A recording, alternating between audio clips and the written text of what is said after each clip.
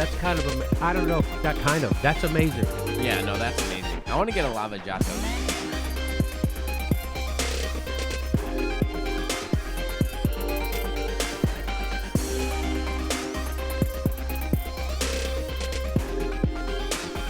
And they had the worst cover-up ever.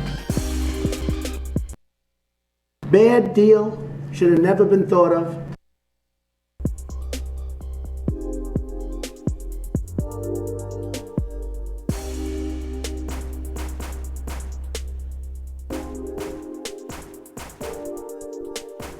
And where it should have stopped is at the deal standpoint, where they thought about it.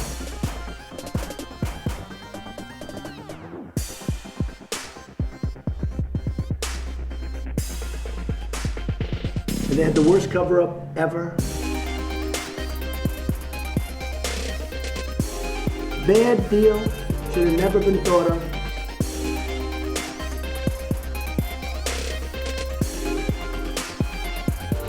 Propaganda, manipulating liberal politics.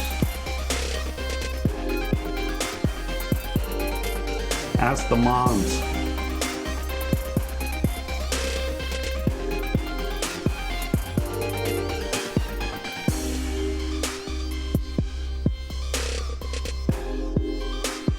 Says who? And he is turning over the tables in the swamp. Get those white guys. Get them. Get them. Everyone knows that, and it almost wouldn't even have to be said.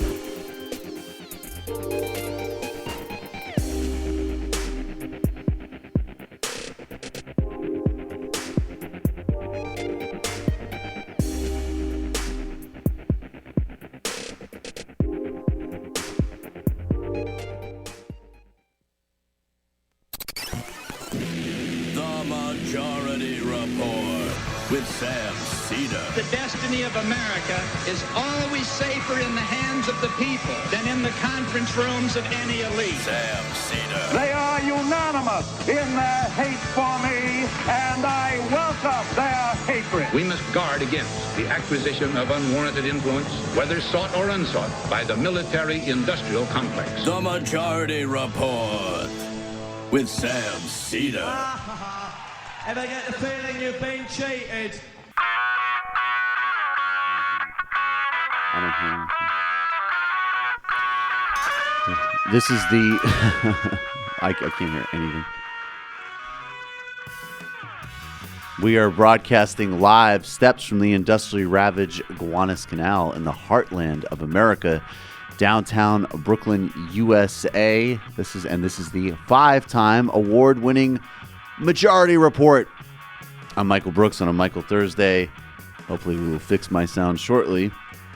On today's program, Brian Mier from Brasil Wire joins us to discuss why Bolsonaro won. Beyond the cliches, what happens next as the political prosecutor who savaged the Workers' Party and made Lula da Silva a political prisoner has just accepted a job in the new fascist regime. So, good stuff for everybody that uncritically promoted anti-corruption politics and the car wash investigation. Right, indeed. Donald Trump calls for constitutional citizenship protections a crazy policy. Early votes in at least 17 states have already surpassed 2014 turnouts at this point, days away from the crucial 2018 midterm elections. The Fed releases plans to loosen rules on U.S. banks. What could go wrong? Interior Secretary Ryan Zinke is facing months-long criminal probes. Apartheid Brian Kemp, he just ditched out on a debate with Stacey Abrams to campaign with Donald Trump, ditching it at the last minute, capitalizing on his racist leader and vote suppression in an election that Stacey Abrams will win unless Apartheid Brian steals it. Scott Walker and Tony Evers are tied in the final Marquette poll of the 2018. Scott Walker, his attacks on public sector unions in 2011 were a map of our austerity authoritarian future, but also another key part of the growing response, leftist grassroots response across this country. Trump administration approves Wisconsin Medicaid work requirements. Get out and get rid of Scott Walker. The Trump health official dubs Medicare for All the scariest Halloween costume. ACA enrollment begins today, and the Trump administration, of course, is not making it any easier for people to get their health care, and they promise to redouble their efforts to get rid of people's pre-existing conditions coverage. Pre-existing conditions, by the way, can mean everything from being a woman to having diabetes. There's a very broad range of things. Ew. Gross. And Steve King, the embattled white supremacist congressman, says Ted Cruz has expressed support for his campaign. 2 supremacist peas in a pod. Shocking. Very shocking. Majid Nawaz, professional informant, blowhard, and tryhard, has some static with the straight edge Amy Winehouse herself, Lily Allen. That and much, much more on today's Majority Report. Welcome, everybody. Good to be here. We're going to get to Brian Mier in a few minutes at Brasil Wire. And we are all in the house besides the 4-day work week, man. I thought, because I don't know if we need to pretend. I'll just say, I guess we entered into a parallel universe yesterday. And I will say, in that parallel universe, I thought Sam's A.A. Seaman was inspired. I thought that was an incredible mashup of almost like everything wrong with YouTube. And that was very funny. The face he was making. The face he was making. Not I thought it he was killing it. He must have been really hurting his eyes to do that. And yeah, it was hard to stay in character. But I liked John from, was it El Paso? I think John from El Paso did a great job. Yeah, great job, whoever you are. Yeah, we don't know who that is, but that was brilliant. And I also really appreciate it. I was saying in the office earlier, we could defend any part of that sketch besides the Brandon character, which might have been the funniest part of all of it. The idea of him chewing the wires. Chewing on the wire now. We're safe. We're safe. Okay. No, we're safe. We're safe. All right. Shit. Not going to go back into that. We're not that far from that. Dave Chappelle and Jon Stewart were on CNN talking to Christiane Amanpour. Dave Chappelle is, of course, one of our greatest comedians. He's incredibly insightful. And Christiane Amanpour is supposed to be the sort of regal global sophisticate of CNN. And I've seen her do some decent reporting from time to time. She certainly gets a lot of heat because of her background and because of being a woman and because she has an accent. But she's just not in her depth here on this conversation about the fascist wave, the American fascist wave that Trump is riding. She's not in the comedian's depth here. She's not in the comedian's depth here. Dave Chappelle certainly is. Some of the things they say, even when they say that Russia influenced the election, it's kind of like, is Russia making us racist? Is that who's doing it? Oh, okay, I thought it was. Oh my God, thank goodness I thought it was us. I hadn't thought of it that way. Huh? I hadn't thought of it that way. Yeah, if they kill the country that way, then we're the murder weapon. Yeah. So we've always been. Is the Trump era a good era for comedians? Is it just unbelievable fodder or not? I would not even name the era after him. Yeah. He's getting too much credit. Well, he's the president? He's not making the wave, he's surfing it. Yeah. They were The energy's talking always crazy. All he does is sing those people's greatest hits. Build a wall, all these things we've heard before. He just sings all the songs. He's the only one that has been brash enough to do it. That's exactly right. In the beginning, and this is actually another good thing I think to remember as we synthesize race and economics into an analysis of figuring out the electorate and specifically the Trump base. I did say from the very beginning in 2016, Donald Trump will most likely win the Republican primary because he's doing something brilliant from the political perspective of a Republican primary, which is being unequivocally racist and xenophobic and speaking that clearly and robustly to a party whose non-oligarchs, and most of their oligarchs too, frankly, are built on white identity politics. And conversely, he was lying, obviously, but he was questioning Republican economic orthodoxies, which normal Republican voters don't care about. I recently was canvassing in Idaho, and I met a very charming lady in her 80s, and she said, "What do you boys want?" And after telling us that she was going to vote Republican and that Democrats are full of shit and saying some horrible things about immigration, she then went on to say, "And of course, yep, I'm voting for Medicaid expansion because people need health care." And Donald Trump tapped into that. He recognized that, of course, even a lot of normal Republican voters understand that giving money to Koch brothers and making it easier to abuse them and deregulate is bad for them. But they're also rooted in white identity politics as well. These things are both true. And Dave Chappelle pointed out exactly the case, that this is a continuing current of American history, and Trump is this era's showman who's known how to exploit it. And there's really nothing special about it if you have any historical understanding of the threat that we face and everything that Trump and this whole gang symbolizes. Yeah, if it weren't him, it would definitely be somebody else. And it's amazing how few liberals in the media really seem to grasp this. They want to blame it all on Trump and Russia. Like, if it weren't for those two actors, we would be totally fine. And that's just not true. Yeah, I think the only limited way in which that is true is that I don't think any of the other. I mean, Hillary also throws a wrench into this, but just looking at the Republican field in general, there's a reason it wasn't a career Republican, right? Is because you can't people are sick of that shit, right? But so it had to be this celebrity with a built-in different sort of constituency, like reality TV heads. And the third contingent that we'll get into with Brian, but it does apply to the United States as well, is this amorphous anti-corruption politics, which doesn't mean anything and is decontextualized from politics. And that is why anti-corruption politics helped lead to the rise of Berlusconi. It has been instrumental in Bolsonaro and drained the swamp, obviously. And he is turning over the tables in the swamp. Exactly. And what is corrupt? I mean, any conversation of corruption that doesn't involve the fundamental structure of capitalism is delusional.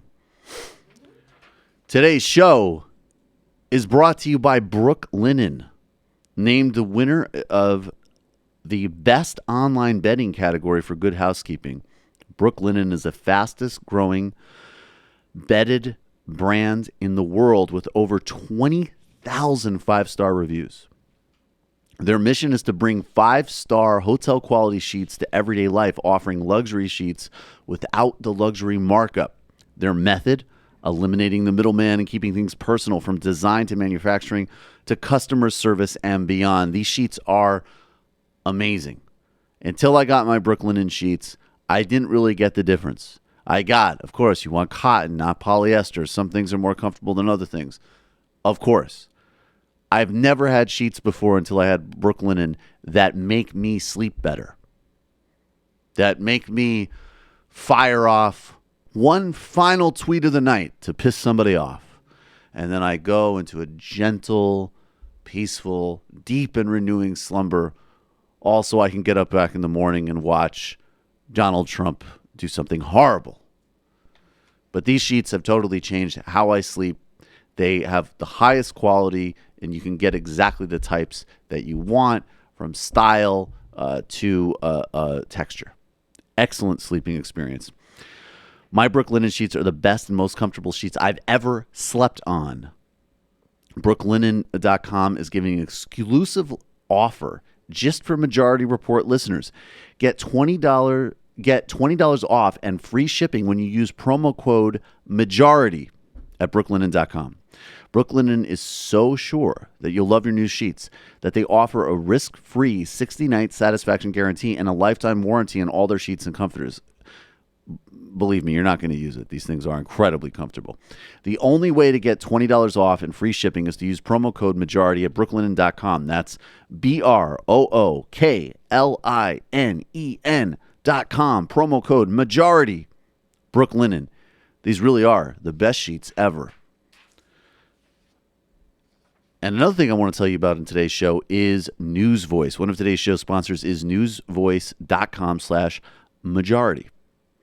We all know about the harmful effects of media conglomerates in today's discourse. We focus, obviously, on this show from the left on dealing with the consequences of corporate media that for decades has not covered anything from labor issues to inequality to U.S. foreign policy in a serious way. And now we're in all of these epistemic bubbles and our information systems are closed.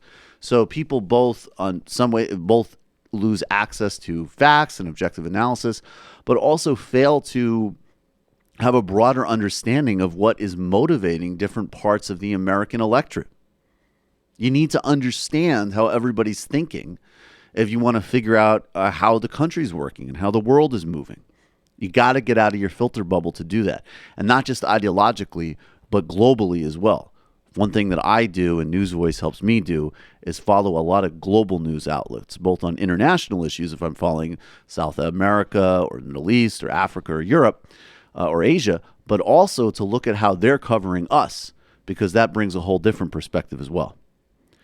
There's a new media company that's come up with its own response to these problems, and it's called News Voice. It's an app for it's an app for iOS and Android, which you can access for free if you go to newsvoice.com/majority. It gives you a personalized news feed by aggregating a mix of mainstream media sources, international sources, and independent media sources. Multiple sources are provided for each news story. And that's exactly, Sam says this, it's exactly how we prepare for hosting these shows. You get a range, you look at, the sort of big traditional players, how they're covering it. Then you go and you find specialists. Then you get other people on the left. Then you're going to look at how the right's framing it. And that way you can formulate your analysis and strategy. The entire app is fueled by crowdsourcing. You can upvote stories you think are important so people will see them. You can add stories to the app, or you can add a source that's missing for a story. It's meant to be completely open and democratized news aggregator that lets you get every side of every story. They also have a video interview series featuring guests from Chris Hedges to Alexandria Ocasio-Cortez. Go out, download the app for free at newsvoice.com/majority. And we've put a link under this video if you're watching on YouTube. We're going to take a brief break, and we'll be right back with Brian Mier on the Majority Report.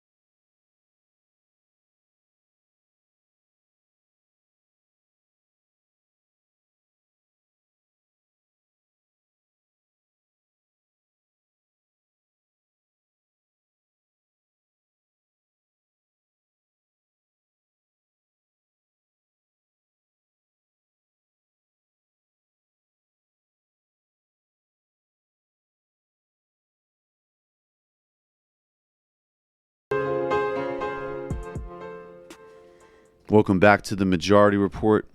Michael Brooks here. Joining us now is Brian Mier. He joins us from Sao Paulo, Brazil, and he is the co-editor of Brasil Wire. His latest piece, just released, is Why Bolsonaro Won Beyond the Cliches, which you can find at Brasil Wire, which, as I always say, is really an indispensable resource for understanding what's happening in Brazil currently and the history that led us to where we are today. Brian, thanks so much for being back. Thanks a lot. How's it going? It's going pretty well. We have to maintain our spirit. How's it going for you? I would say would be a more pertinent question with what just happened the last couple of days.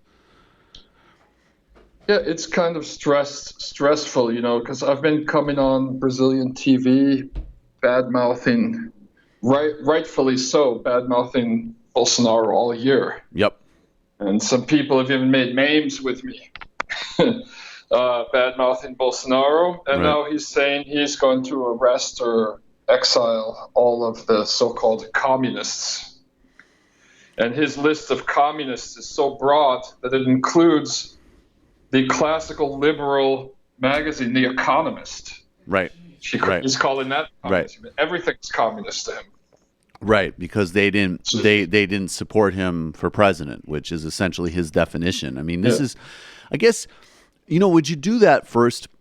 Because particularly when we cover the United States, I think there obviously is a global far-right movement, and there is a connection and a synchronization between Donald Trump and Bolsonaro, and it relates to what we see in Hungary, in India, and frankly in Argentina and Chile, and I would argue in the Gulf, and I'd argue in Russia, and I'd argue in some leadership in Africa. This is all true, and we need to draw those parallels. At the same time, this is a guy who is at the forefront, and I know people get into pedantry of how you define fascism, this or that. That really doesn't interest me. But he is a full, thoroughgoing, absolute political, social, ethnic cleanser authoritarian, along with being a ultra neoliberal. So maybe just really re-anchor who this guy is. This isn't just alarmism. Yeah, well, first of all, I saw some stupid articles online, hair splitting about whether he's a fascist or not. Right. Because he's not German and it's not the 1930s or whatever. But let's not forget that Noam Chomsky coined the term neo-fascism to describe the Latin American military dictatorships of the 60s and 70s, principally the Brazilian one. And Jair Bolsonaro was a member of that regime. And he's appointing 3 former generals from that regime. And so he's literally a neo-fascist. There's no, the term neo-fascist was coined to describe a regime that he was part of. Right. Okay, so I don't see any, and that's a difference between him and someone like Donald Trump, who I feel is an opportunistic con man. Right. Who's using some alt-right rhetoric. He's fostering Nazism, neo-Nazism in the U.S. or whatever, but he's not actually, he didn't grow up goose-stepping around in the midst of a dictatorship. Right. No, he's a racist trust fund baby scumbag slumlord who is a white supremacist and knows how to hustle and con people and is a far-right corporatist like the rest of the Republican Party, but not literally a member of a military junta. Yeah, like Bolsonaro was. Right. And, a junta that gets let off easy by a lot of people who say, it was the lightest of the Latin American dictatorships because they only killed 500 people. But that is a terrible misnomer because they only killed 500 white middle-class political prisoners. They didn't count blacks and indigenous people deaths in their death count. Right. And so on one night in 1969, they machine gunned down an entire indigenous tribe in the Amazon, 2,000 men, women, and children. And they tortured babies, they tortured children. This guy who Bolsonaro dedicated his impeachment vote to Dilma Rousseff for, Brilhante Ustra, was a head torturer who was known for sticking rats up women's vaginas. So this guy is a fascist. He's a neo-fascist. Yep. He's horrible. you know, and he's using this fascist rhetoric that Hitler did. Okay, that the CIA trained Latin American juntas to do during the dictatorship era, which is to transform the army's main goal from self-defense into defeating an internal enemy. The internal enemy of Hitler was the Jews. Right. And the internal enemy that Bolsonaro is talking about are the communists. And he considers, like, the types of people he labels to be communists, even McCarthy would be like, whoa, slow down, Bolsonaro. Right. You know? Right. How right. can you call the economists communists? But he's talking about really a segment of at least 50 million people in Brazil who he's now declaring internal enemy. And he just appointed a lieutenant colonel, former astronaut, to be head of science and technology. And in his acceptance speech, the guy said, oh, yes, well, I'm prepared to fight external and internal enemies for Brazil. It's like, well, what position did you just accept? Science and technology. It sounds like you accepted a military command or something.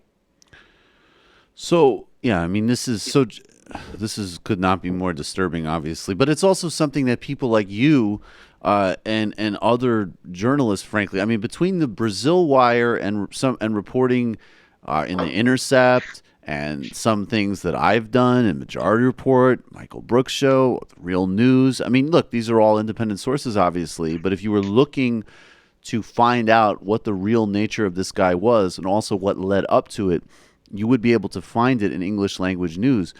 But at the flip side, and I want you to talk about the media piece, it might be harder to find it in Portuguese news because of the role that the media has played in delegitimizing the Workers' Party and facilitating fascism, and also in the utter failure of The Guardian, the New York Times, and also the direct complicity of people like, places like the Wall Street Journal, which are back to their old tricks and directly endorsing fascism and murderers.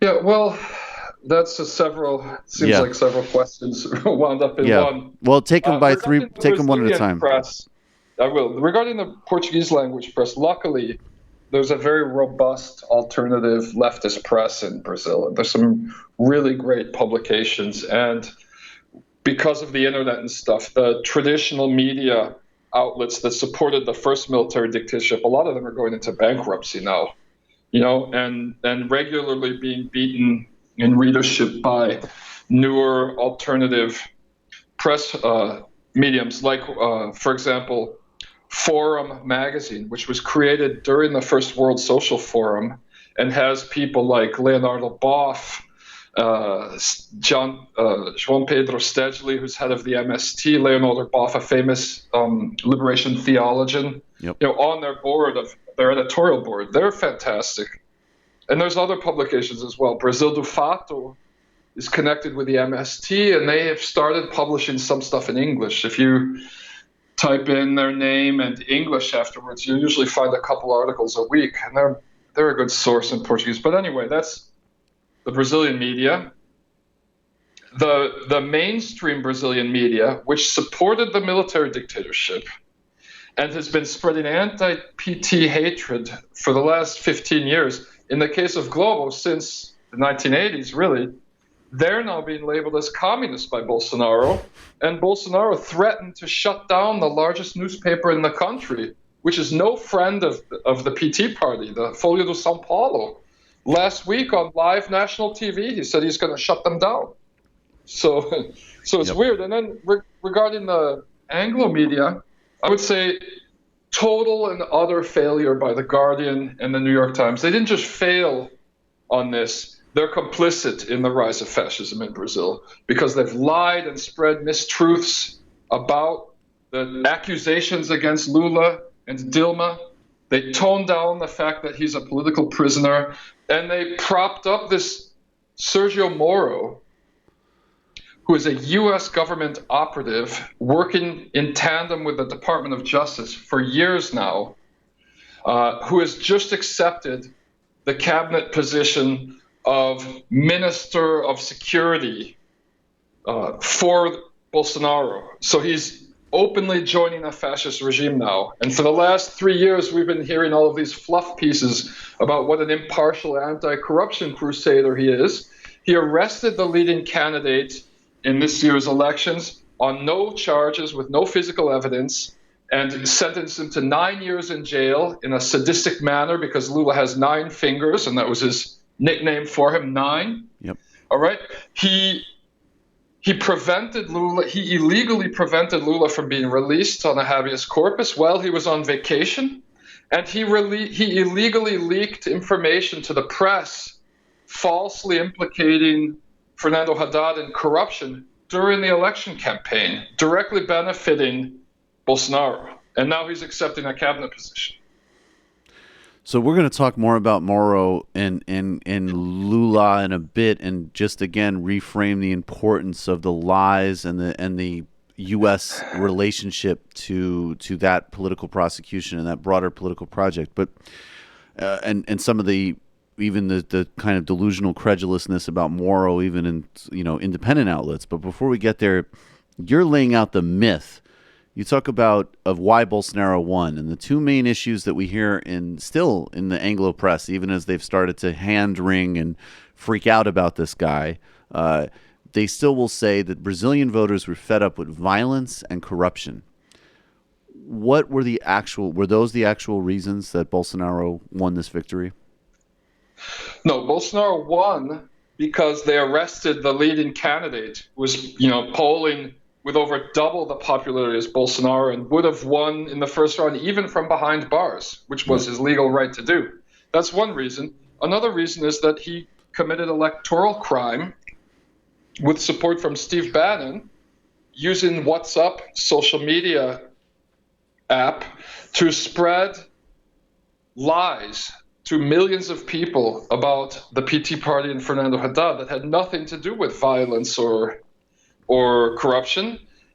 They spread lies trying to portray the PT party as a bunch of sexual perverts who were going to force your children to become homosexuals. Right. That Haddad distributed erotic baby bottles in the São Paulo public preschool system when he was mayor that had little penises on them instead of nipples. Right. That was spread around in a film on WhatsApp.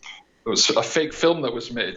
So it was the lowest possible dirty tricks imaginable that were illegally used in violation of campaign finance laws, in violation of internet laws in Brazil, and in violation of electoral laws that propelled Bolsonaro to victory, first of all. And if you'd like, I could debunk the corruption and violence. Yes. Go ahead. Okay. Well, I consider both of these things. Have you ever read On Television by Pierre Bourdieu? Yes, actually, back in college, I had to read some. Back in college, yeah. Me too. Yeah. But anyway, he's a very great critic of the media, and he always says that people in the media are failed intellectuals, which hurts. Thanks a lot. I was going to say. Yeah, hurts, but I know who he's talking about. He's not talking about people like us. But what he talks about, a lot of these mind-stopping cliches. People in the media speak in sound bites. Yeah. Newspaper writers, journalists break every complex issue down to an either-or thing, and they string together these cliches that cause people to stop thinking, and because it sounds familiar, and move on to the next subject. And so violence and corruption are mind-stopping cliches. If you say people are angry about violence, you're going to think, well, everybody hates violence, and the same for corruption. But they don't hold up to any scrutiny, because in Brazil, the state that gave the most support to Bolsonaro, São Paulo, 25% of all of his votes came from São Paulo, which is like economically and population-wise the California of Brazil. It has 20% of the country's population living in it. So he got a quarter of his votes came from São Paulo. São Paulo has violence rates lower than than many places in the U.S. The capital city of São Paulo, also called São Paulo, has a murder rate. Its murder rate dropped from 60 murders for 100,000 residents in 2000 down to 7.8 in 2017, which is like less than a quarter of the murder rate in Chicago right now. Mm-hmm. And comparable with New York or other cities. That's where he got most of his votes. The most violent states in Brazil mostly in the Northeast, all carried Fernando Haddad. So if people were voting out of concerns for violence, then Haddad was their candidate, not Bolsonaro, Yep. And then in terms of corruption, Bolsonaro's he spent 90% of his political career in the most corrupt political party in Brazil, the Partido Progressista, ironically called the Progressive Party, right? Because it's an out branch from the dictatorship.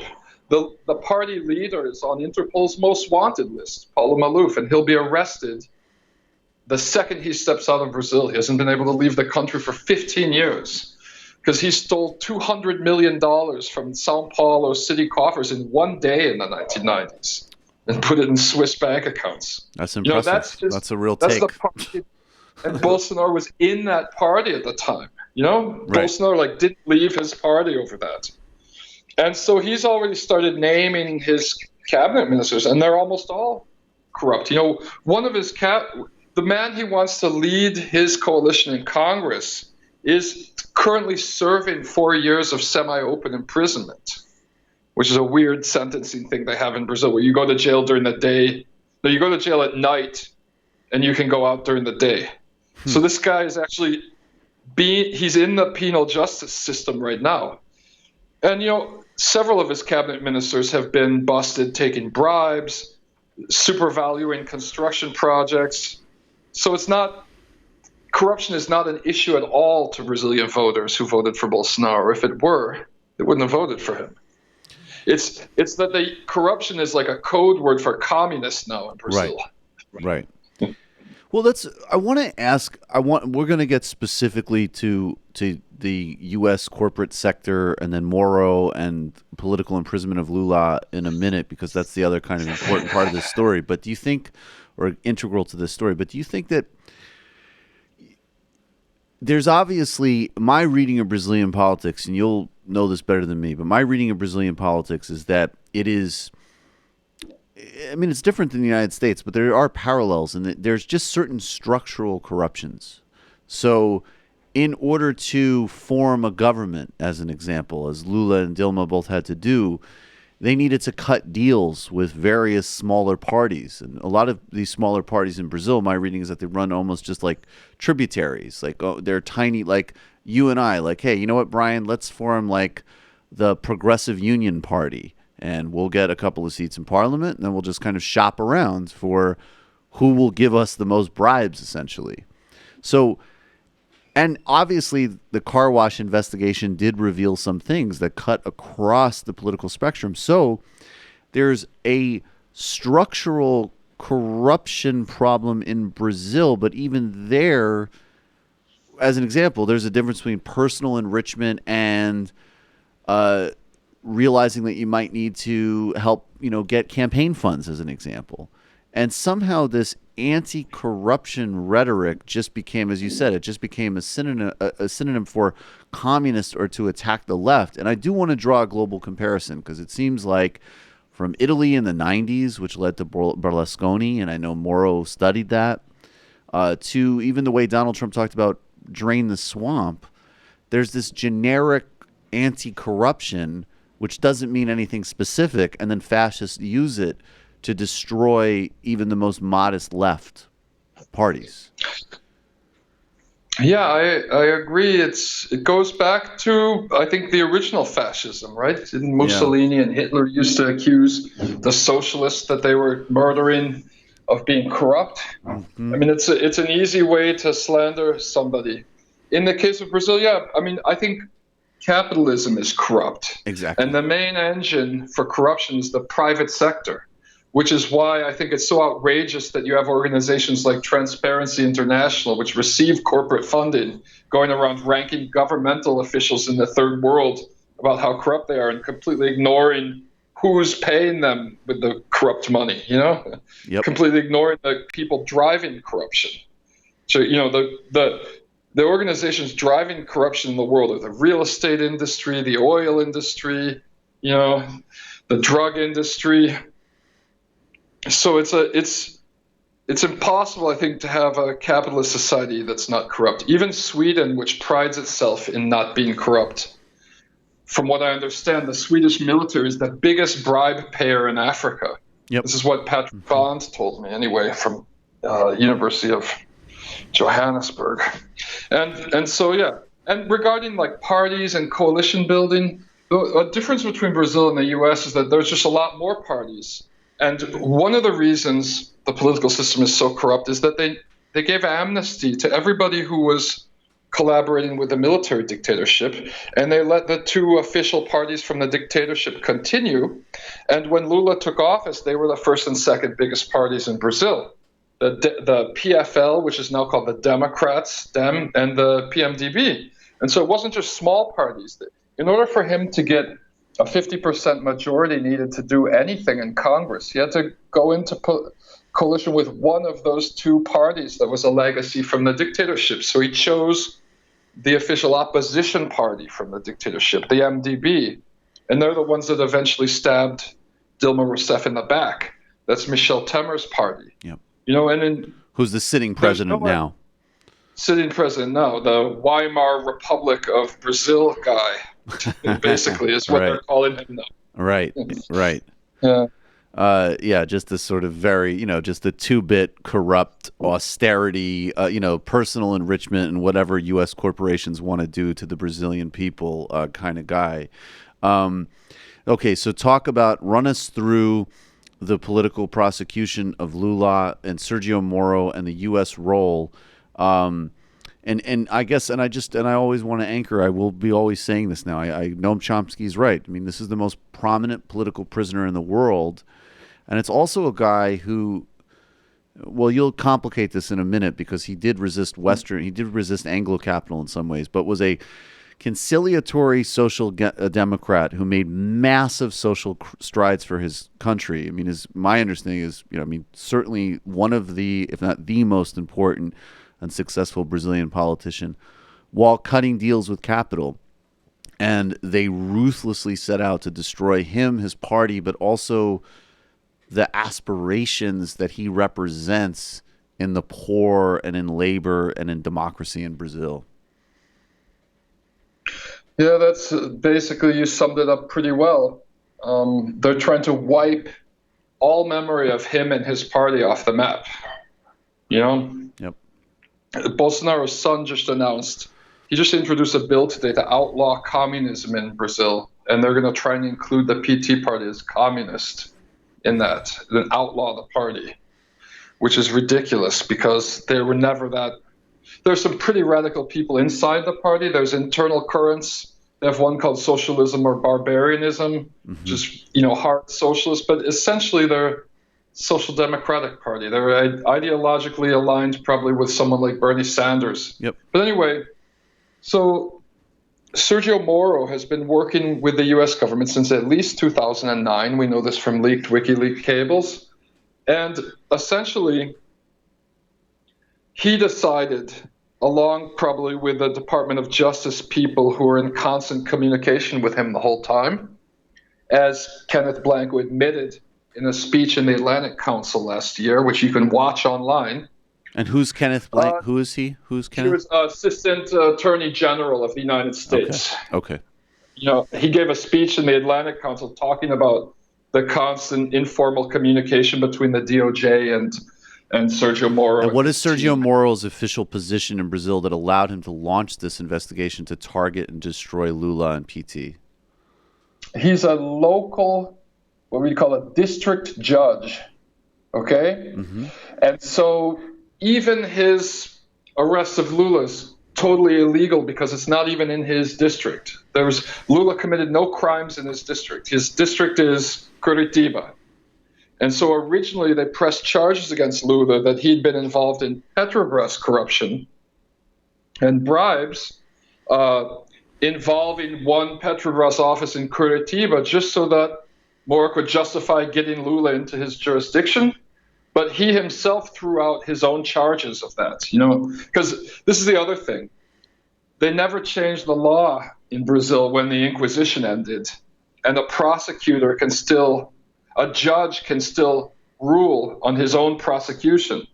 Judges also work as prosecutors and investigators, and they can judge their own prosecutions with no jury. And so that's what Moro did to Lula.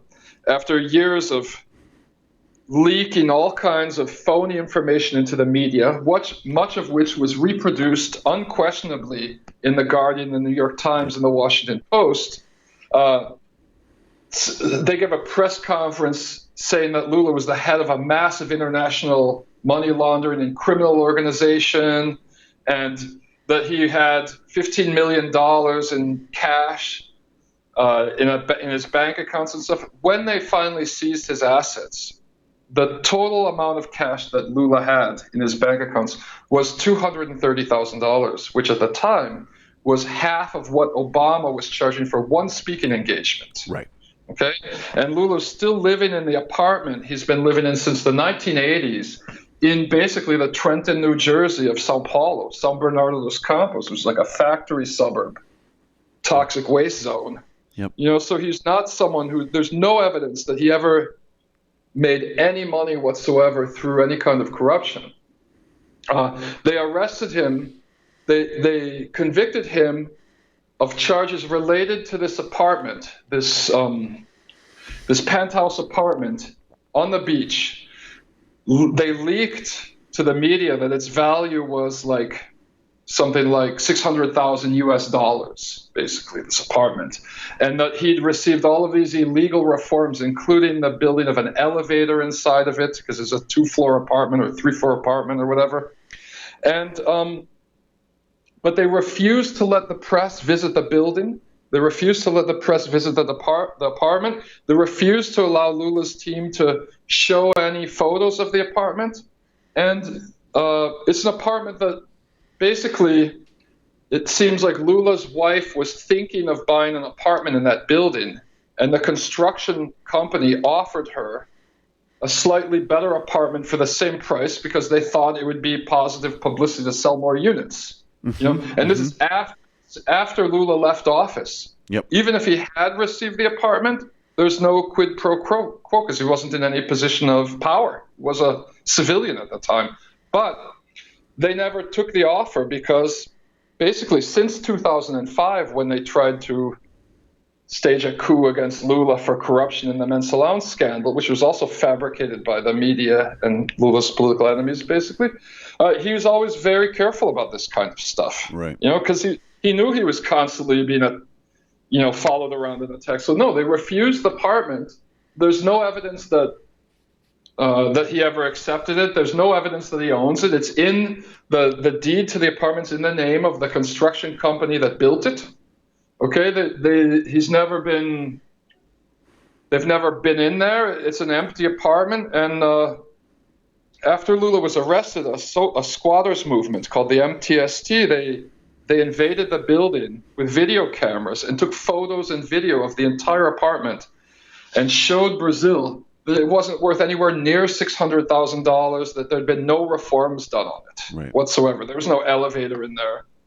And so the only evidence that Sergio Moro had to convict Lula was one plea bargain testimony by a corrupt businessman who changed his testimony 3 times to better fit what Moro was looking for in exchange for 70% sentence reduction and transfer to house arrest and partial retention of his assets, his illicit assets. And that's the only evidence. And so in order to convict Lula, Moro had to argue in court that Lula was guilty because he believed he was guilty. I have conviction that Lula's guilty. And then sentenced to 9 years. Now Bolsonaro's taking office. Lula might very well die in prison now over this, because they're not going to let him go unless they can get him out before Bolsonaro takes power. And then during the whole campaign, the Supreme Court obviously ignored international law. The UN determines to be clear, I mean, international law is, in my view, international law is obviously always subordinate to power relations. But unlike in the United States, where we pretty overtly say we don't follow international protocols, Brazil actually has been party to these to UN directives, and has actually sort of made a show of saying that they'll take these things seriously and incorporate it into law. The UN, a responsible body, said that Lula absolutely had a right to run for president and needed to be allowed to run for president. He was blocked from running for president, and then on top of it, blocked from having access to any press, even as the whole time, as you said in the beginning, he led by double digits in the polls. And, it just is amazing that these people who, including plenty of people here in the sort of Washington Post, New York Times circles who smeared Lula and didn't study what happened in Brazil, what was happening in Brazil at all. Lula is sort of conciliatory, moderate, but also, but also genuinely social democratic and labor based. So maybe that's even too left for them. But he would have governed as a great national conciliator. Like, he would have been, let's reconcile Brazil and get out of economic stagnation and get things going again. I mean, it's funny, like PT's slogan, I think, was like, let Brazil be happy again. And this was not good enough for the establishment, essentially. And maybe this is where we're going to get some video in a second, but maybe just also explain that as part of Lula's reconciling so many impulses, he appeased maybe Brazilian business while he brought tens of millions out of poverty, but he didn't appease U.S. interests. And that's why, even though he was getting praised and feted around the world, maybe this is why there was support for Sergio Moro and going after Lula, and also a broader reversal of the Latin American pink tide. Yeah. Well, Lula, he partially appeased U.S. interests. Right. And that seemed good enough for a time until they discovered massive offshore oil deposits in Brazil. And at that point, it's like, no, we have to have total control over this country. I think that's what, if they hadn't discovered all of that oil, maybe things would have been very different today in Brazil. Because you just look at the big oil nations. This offshore oil discovery propelled Brazil into the top 5 or 6 oil producing nations in the world. And you look at the other ones and see how many have been invaded or had their governments overthrown by the U.S. It's not a good position to be in, to have that much oil these days. But Lula, for example, there's a woman named Renata Mota, who's a professor at Free University of Berlin, who's Brazilian, who wrote a book about Lula's relationship with GMOs, and he freed up GMOs, which was historically, the PT was the biggest enemy of GMO technology, not because it's unhealthy or something, but because the way that GMOs are used to restructure agriculture, right, favoring agribusiness against family farmers, right? Right. But in her book, she says, basically, Lula sacrificed every historic objective of the PT party and its followers, except for eliminating hunger and poverty reduction. Right. Okay, so he in his mind, he was like, the only way I'm going to get this done is by basically selling out all of our other ideals. But he lifted 40 million people out of poverty and practically ended hunger. Right. And, hunger was a really big issue in Brazil in the 1990s. And you have whole regions of the country where the average person had growth stunting from malnutrition. People were starving to death. So, but so he threw some bones to the Americans. He made Monsanto and Dow and these companies happy when he freed up GMOs. He privatized a little bit of the offshore oil reserves. Dilma privatized a little bit more. Trying to keep this balance going. We're like giving the U.S. enough, giving international capital enough that they wouldn't turn on Brazil. But I guess they, at some point, it just got to the point where the international capitalists in the U.S. state and everything were just like, no, we want it all. We don't want any more compromises from you guys. We're taking it all. And that's what they did, and they've got it all now.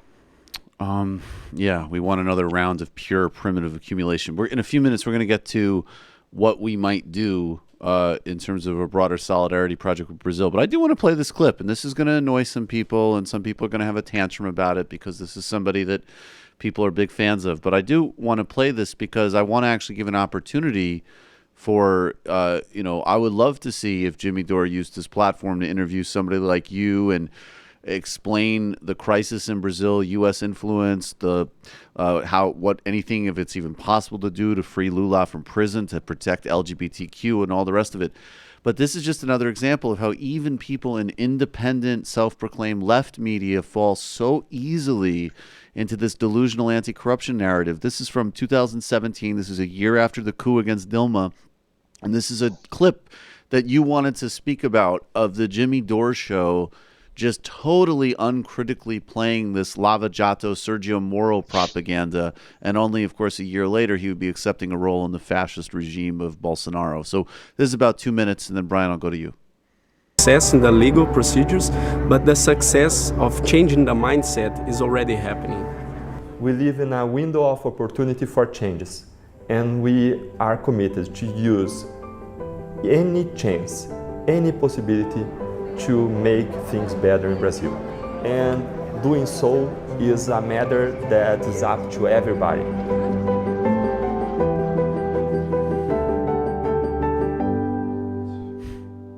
Wow. That's kind of, that's amazing. Yeah, no, that's amazing. I want to get a Lava Jato t-shirt. Yeah, me too. Yeah, I really want one. So Lava Jato, that's car wash, I guess, in whatever. They speak Spanish, but I think they speak Portuguese, right? Portuguese, I Portuguese in Brazil. So, yeah, Lava Jato. So there, we met those guys, by the way. I got to meet those guys. I interviewed them. I mean, that's incredible. I mean, I couldn't even see anything like that happening usually in the United States, where a senator would go to jail. Let me just say, I actually could see it happening if Bernie Sanders is elected president. But Brian, your thoughts? Yeah. Well, first of all, I just have to say that it sounds like they used erection medication background music in that video. Right? That's my first. Right. That's my first comment. At the time that video came out, to give you an idea of what a scumbag Sergio Moro is, he had already invited the media to accompany the police to arrest Dilma's finance minister, Guido Mantega, during one of his wife's chemotherapy sessions in a hospital. Right? He'd done that before that video came out. Okay? And this is the type of sadism that the Department of Justice uses when it goes after white-collar criminals, like it did with some of the people connected to Enron. And when they shut down Arthur Andersen and 30,000 people lost their jobs over something that turned out to be a mistake, they go after people and they scare them. They're sadistic. And of course, Guido Mantega, it turned out he had done nothing wrong. But he was on the news as a criminal being pulled out of his wife's chemotherapy session because of Sergio Moro. You know? So I just don't... I know that Brazil's a very complicated country to understand. Tom Jobim said Brazil's not for beginners. It took me about 10 years living down here before I actually started talking about or writing much about Brazil, except for personal stories, fictionalized stuff, because it's a very complicated country to get around. And then there's this massive propaganda machine, and there are all of these entrists and people who work for corporations and get corporate funding to infiltrate the left and to leak these kinds of narratives into the left. So I can understand how someone who doesn't know a lot about Brazil would be confused by the erection medication background music, maybe, and want to buy the T-shirt. But if you are on the left, you have to have some responsibility to just speak about things that you know about. And if you don't know enough, like you don't know what language they speak in Brazil, you probably shouldn't be playing up this Department of Justice lackey with this stupid video if you don't even know what language they speak there? You know? Well, that was one of the first conversations that you and I had, Brian. I said, I'd like to talk about Lula because I admire him. I want to have a grounding in what's happening in Brazil now. And Portuguese or Spanish? Yeah. Well, I don't remember that. I'm just kidding. Brian, what can we do? I mean, on every level from, I mean, maybe giving us a sense of like, because I know, I mean, look, there's, as you said, it's like 40 million people that he's trying to criminalize. Obviously, it's first going to target indigenous people and gay and lesbian people and people in center left and left parties and so on. But there's a lot of Brazilians that obviously don't embrace the thuggery and savagery and wholesale sell-off of their country. And there have been people, you know, Bernie Sanders, as you know, has spoken consistently on the political imprisonment of Lula. Mark Pocan, congressman from Wisconsin, he wrote a good op-ed about this with Danny Glover last week on The Hill. I guess give us a sense of what people in Brazil are thinking in terms of strategies for countering this and what we might do in the United States, even on every level. I mean, from even the idea of, like as you said, I mean, even potentially trying to get Lula out of there before the transition and also the longer term strategy to save Brazil from this. Well, I'm going to start with a quote from John Ross, who's a developmentalist economist who's in China now, but he worked for the London city government, and he worked for Hugo Chavez in the early years a little bit. And he posted on his Facebook a couple of days ago, a fascist has become president of Brazil, but a fascist regime is not yet established in Brazil. The two are not the same. It is a key duty of international solidarity to aid the Brazilian people to prevent such a regime being created. Okay, and I guess that's a good starting point.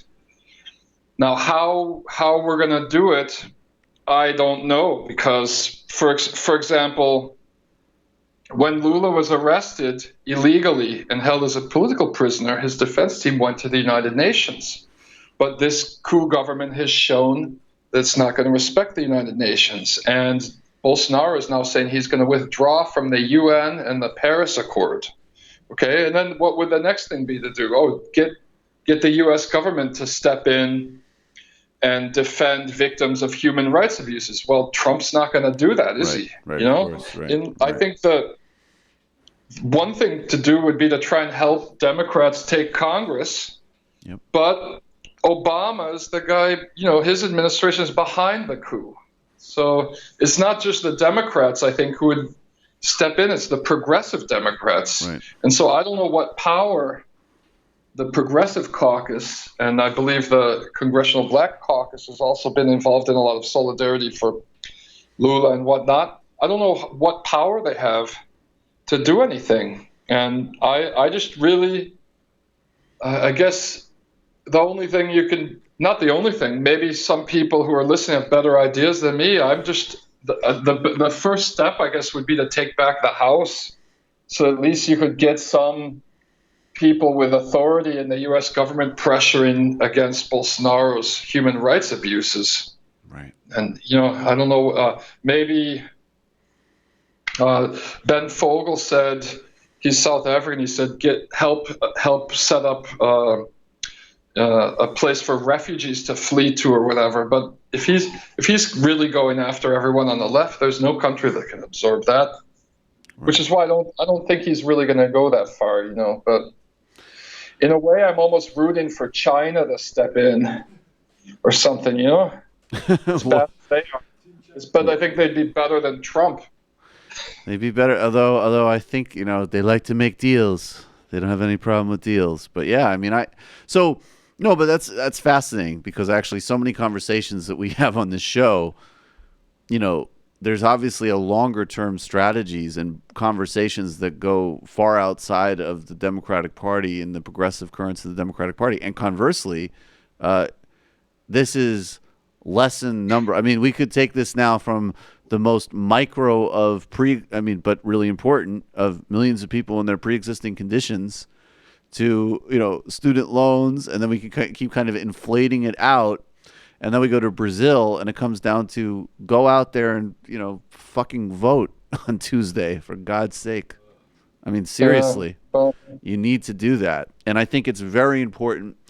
I'll start putting out more, but Mark Pocan, Ro Khanna, Bernie Sanders, Barbara Lee. I mean, people you'd expect, the good people, Keith Ellison, the good people in Congress have talked about this. I think this does need to be something, though, that we push to, the left people that haven't gotten on board yet, whether it's AOC or Elizabeth Warren. But I think also even moving forward, frankly, even if it's insincere, we do need to go at, the Obama wing of the party and say, look, I mean, in a certain way, this is obviously the bed you made, and then and then on the other side of it, this is actually everything that you're supposed to support. I mean, this is a moderate, multicultural, social force that is being totally crushed. And if you have any sincerity about your commitments to, non-authoritarianism or women's rights or anything, you better be talking about and working on, protecting people in Brazil, getting rid of Bolsonaro and freeing Lula,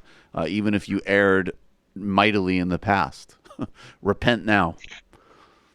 Yeah, I guess. Yeah. And I feel like I talked to Mark Weisbrot about this, and he seems to think that the Obama administration just basically was busy in the Middle East and just let the career State Department ghouls do whatever they wanted in Latin America, and that's why there were coups in Honduras and Paraguay and Brazil. It wasn't something that Obama was actively involved in.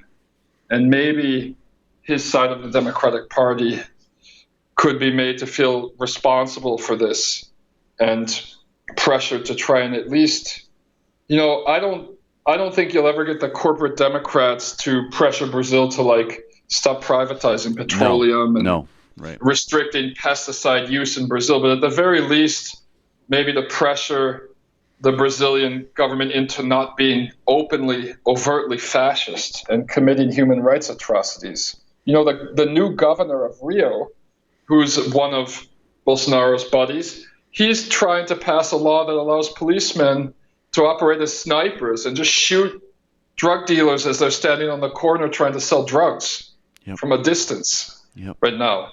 Yep. And Tamer's own justice minister told him that's illegal. Well, it was also illegal that you guys had a coup and got rid of a competent, good government. So great. But no, but I think that there has to be some sense of, and I will say before we wrap up, my read, and you and Mark Weisbrot would certainly know better than me, that yes, I think to the extent that there was a senior level administration official that was more involved in this atrocious turn against center left governments in Latin America, it's much more Hillary Clinton than Barack Obama, which doesn't exonerate him. He should have been doing a lot more, and he had people like Lula should have been his closest allies and people he supported. But I do think, going back to the coup in Honduras, where the Honduran coup regime hired that snake, phony, weird, creepy Lonnie Davis as a lobbyist, and so on. Otto Reich also. And Otto Reich, yeah. Yeah, they hired both of them. Yeah. Anyway, continue. But I'm just thinking, Lonnie specifically with his very weird relationship with the Clintons. Hillary Clinton's track record in Latin America was abominable. So maybe there's a way of potentially disaggregating some of the, Obama wing from the Clinton wing with regards to that, in terms of just the strategy just going forward, even regardless of the history.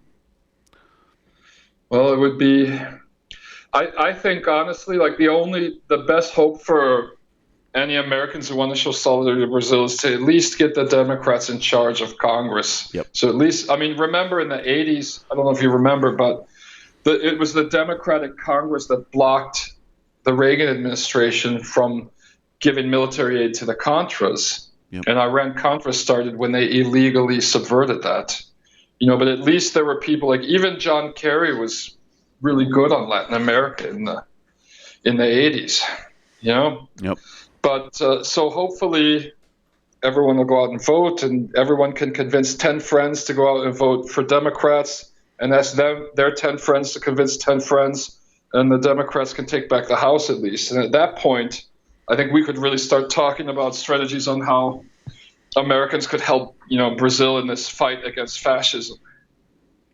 And it's our fight, just even with the Amazon alone, which is another time. We'll talk about that another time. But Brian Mier, I really appreciate your time as always. Co-editor of the Brasil Wire. Brian, sincerely, solidarity, and thank you for everything you do, and please stay safe.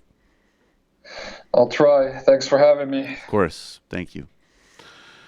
All right, folks. We went a little bit long, but I think that was... it's just necessary. I do think that's amazing that even the Brazil conversation ends with vote. Like, this is not a time to be a performative idiot, right? This actually really matters. And power is power. And he's absolutely right from what I've studied of. In Latin America policy in the 1980s, you even had a guy like Chris Dodd saying that the United States government and the Reagan administration does not understand the difference between Soviet backing and indigenous insurgency, and said we should not fight the Sandinistas. We should not fight them. So, and they also overrode the Reagan administration to put sanctions on South Africa. And some of these people actually get what's going on in Brazil. So, at any rate, for patrons of TMBS, you've already seen a notification, and a lot of you have already bought tickets to the first Michael Brooks Show live show that's happening at the Bell House, February 1st, in Gowanus, Brooklyn. The Gowanus part of Brooklyn. Special guests so far are Bhaskar Sunkara, Alona Minkowski, T. Trevor Beaulieu, and possibly, hopefully, Big Waz Wozni Lambre. And then, of course, Matt Leck and David Grisham are with me. There's two different ticket options. One where you can come and hang out with us for a couple of hours before the show. Another where, you stay for the whole live show. It's going to be, we're going to do a lot of stuff. It's not going to just be like a live podcast. We're going to have hopefully sometimes games with the audience. It's going to be incredibly fun. We're mapping it out, planning it now. And we just announced it just to patrons late on Tuesday. And already a lot of people have bought tickets. So, and for patrons, double check the promo code that you got for your deals. And if you haven't been a patron of the Michael Brooks Show yet, do so at patreon.com/TMBS and get a full, broad, and global political education. But for starting tomorrow, we will have the tickets will be available for the general public.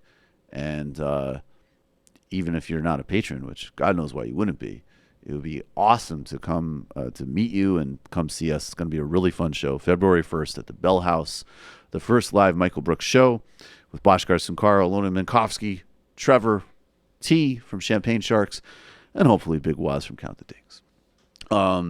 This Sunday, we did a sort of kind of Middle East breakdown with Mike Hanna, who covers the UN for Al Jazeera. We talked about the Khashoggi murder, how Turkey's using it to leverage against the prince in Saudi Arabia, how that relates to the Qatar blockade and the Emirati strategy for the region.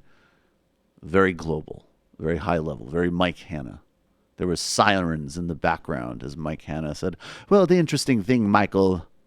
I wish I could speak like Mike Hanna. That guy has a great voice. This Tuesday, we're actually unlocking the postgame with Harvey K.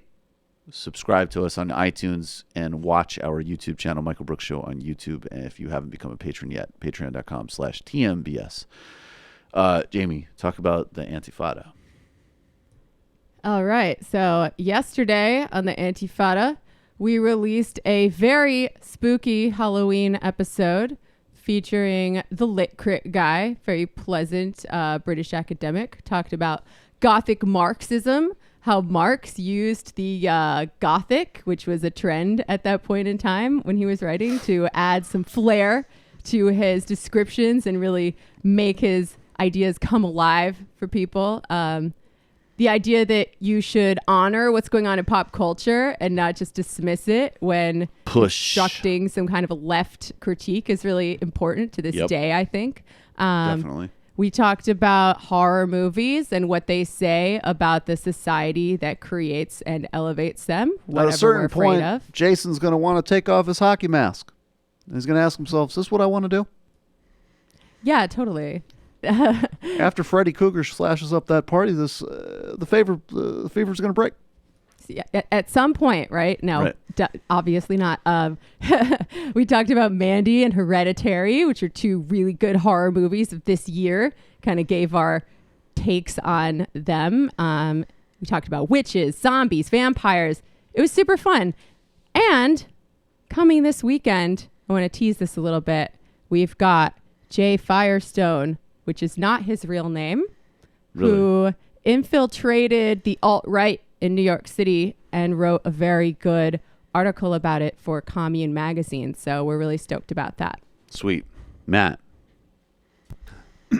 Literary hangover. I've mentioned the Pequot War history. For members this weekend, there's going to be a conversation between me and Alex. The next full episode is going to be pushed back a week, so we can have Grace from the UK join us to talk about Hope Leslie. But cool. Members, there's going to be a bonus show for you, so check that out. Very cool. Of course, become a member of the Majority Report today, majority.fm/become a member.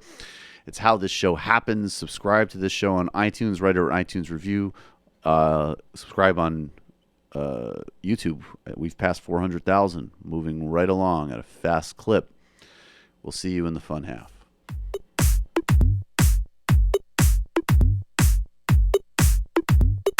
Jamie and I may have a disagreement. Yeah, you can't just say whatever you want about people just because you're rich. I have an absolute right to mock them on YouTube. He's up there buggy whipping like he's the boss. I am not your employer. You know, I'm tired of the negativity. I'm sorry, I didn't mean to upset you. You're nervous?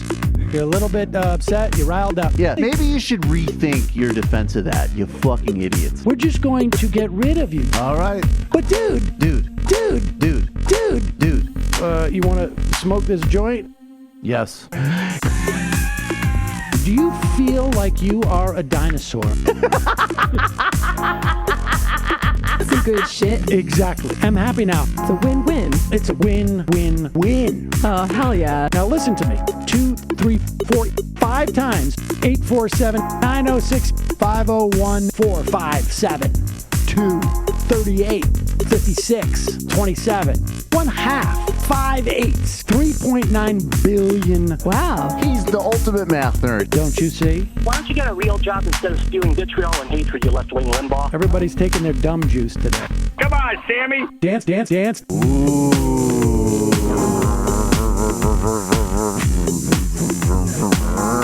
Rand Paul. I had my first post-coital scene with a woman. I'm hoping to add more moves to my repertoire. All I have is the dip and the swirl. Fine, we can double dip. Yes, this is a perfect moment. No.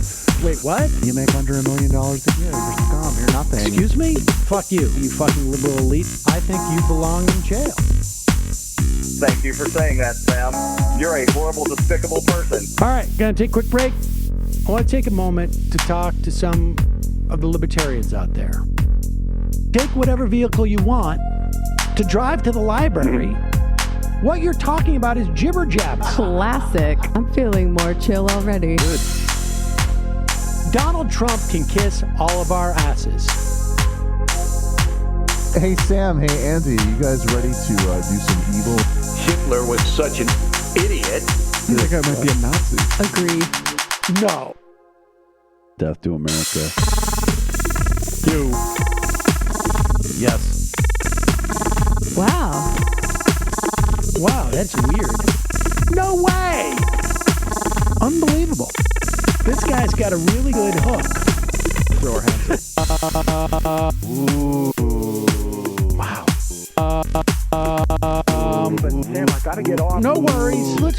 I want to just flesh this out a little bit. I mean, look, it's a free speech issue. If you don't like me, Hey, shut up! Thank you for calling into the Majority Report. Sam will be with you shortly. Welcome to the fun half. Michael Brooks here with Matt Leck in the co-commander chair, Jamie Peck and Brendan Finn in full effect. Welcome to the fun half. Brendan, are the phones up? Yes. You are calling from a 848 area code. Who are you? Where are you calling from?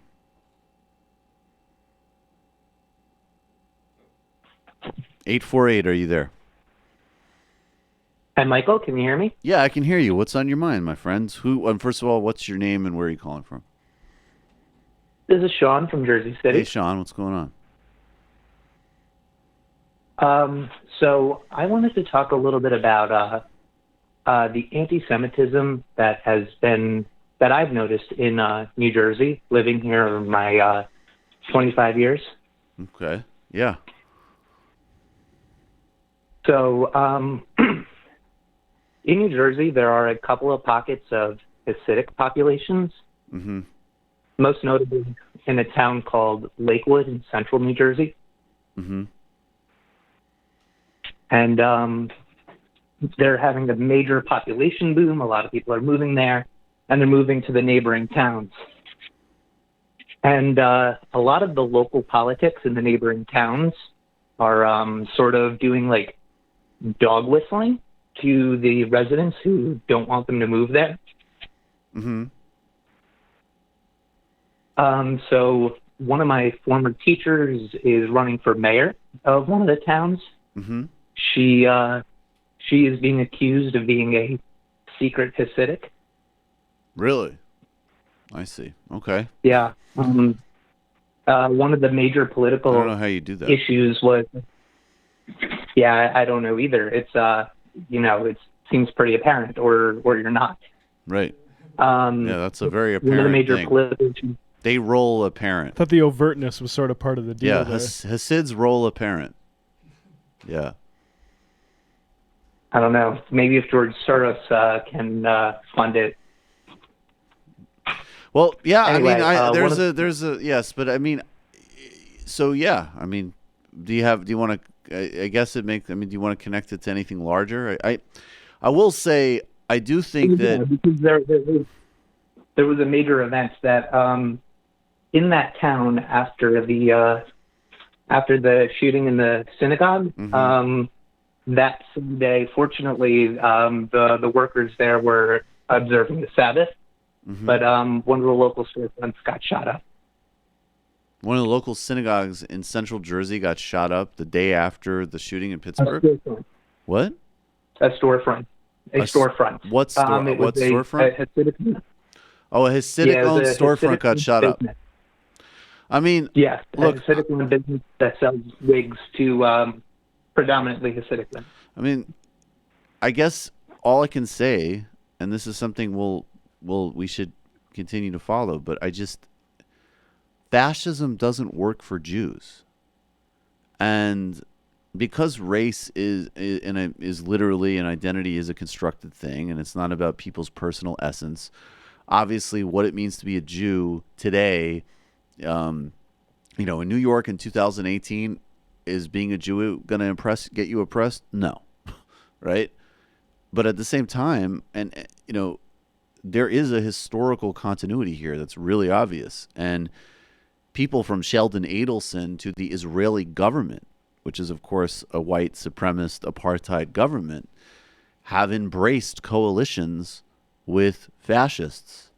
And the culture that is spawned by fascism is always going to lead to anti-Semitism. Always.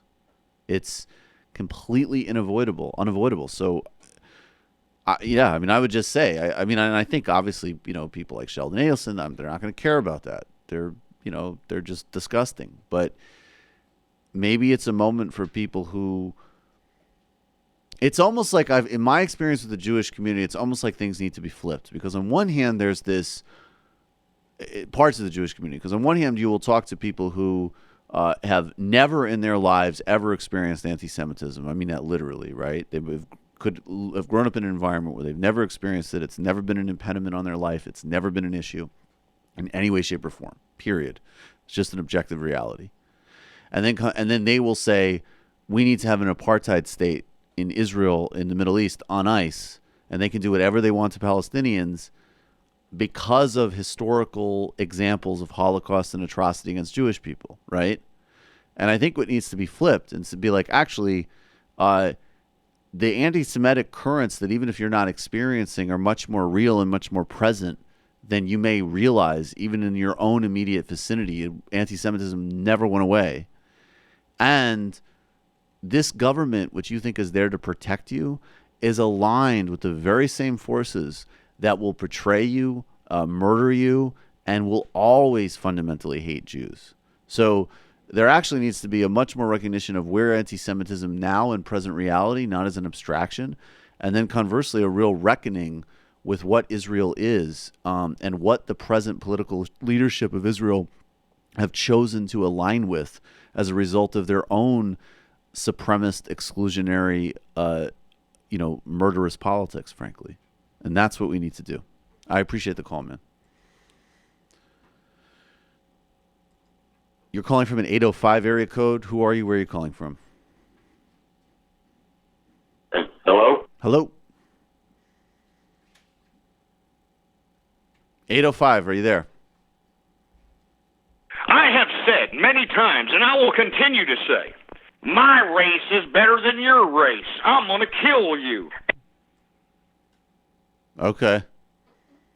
Bye.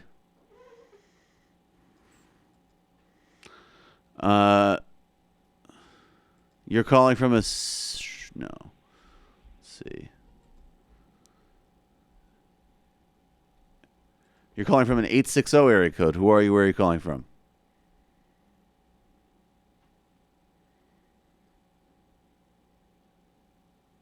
$860. All right. Let's go to some sound. Let's start with... That was a weird call. Let's start with... It was either somebody who's dumb and on our side or a dumb fascist. Right. Either way, the caller was dumb. Whether it was threat or satire, you're a fucking moron. It was a quote from something, but that doesn't work. You didn't can't stick the landing. You can't play out either of way. context. Well, I don't think it was the person actually talking. I think that was an audio clip from something. Which, okay. I mean, you got to do the work yourself, guys. This isn't like, E-Bomb's World. Yeah. Those soundboards. Come on. Yeah, leave it to the professionals. Don't ever call this show again. Maybe that's what I'll do, because people like to... Sometimes people whine that I'm too hard on callers, which, first of all, is a total fucking smear. Because there's a lot of callers I like. We get a lot of great callers on this fucking show. And secondly, sorry.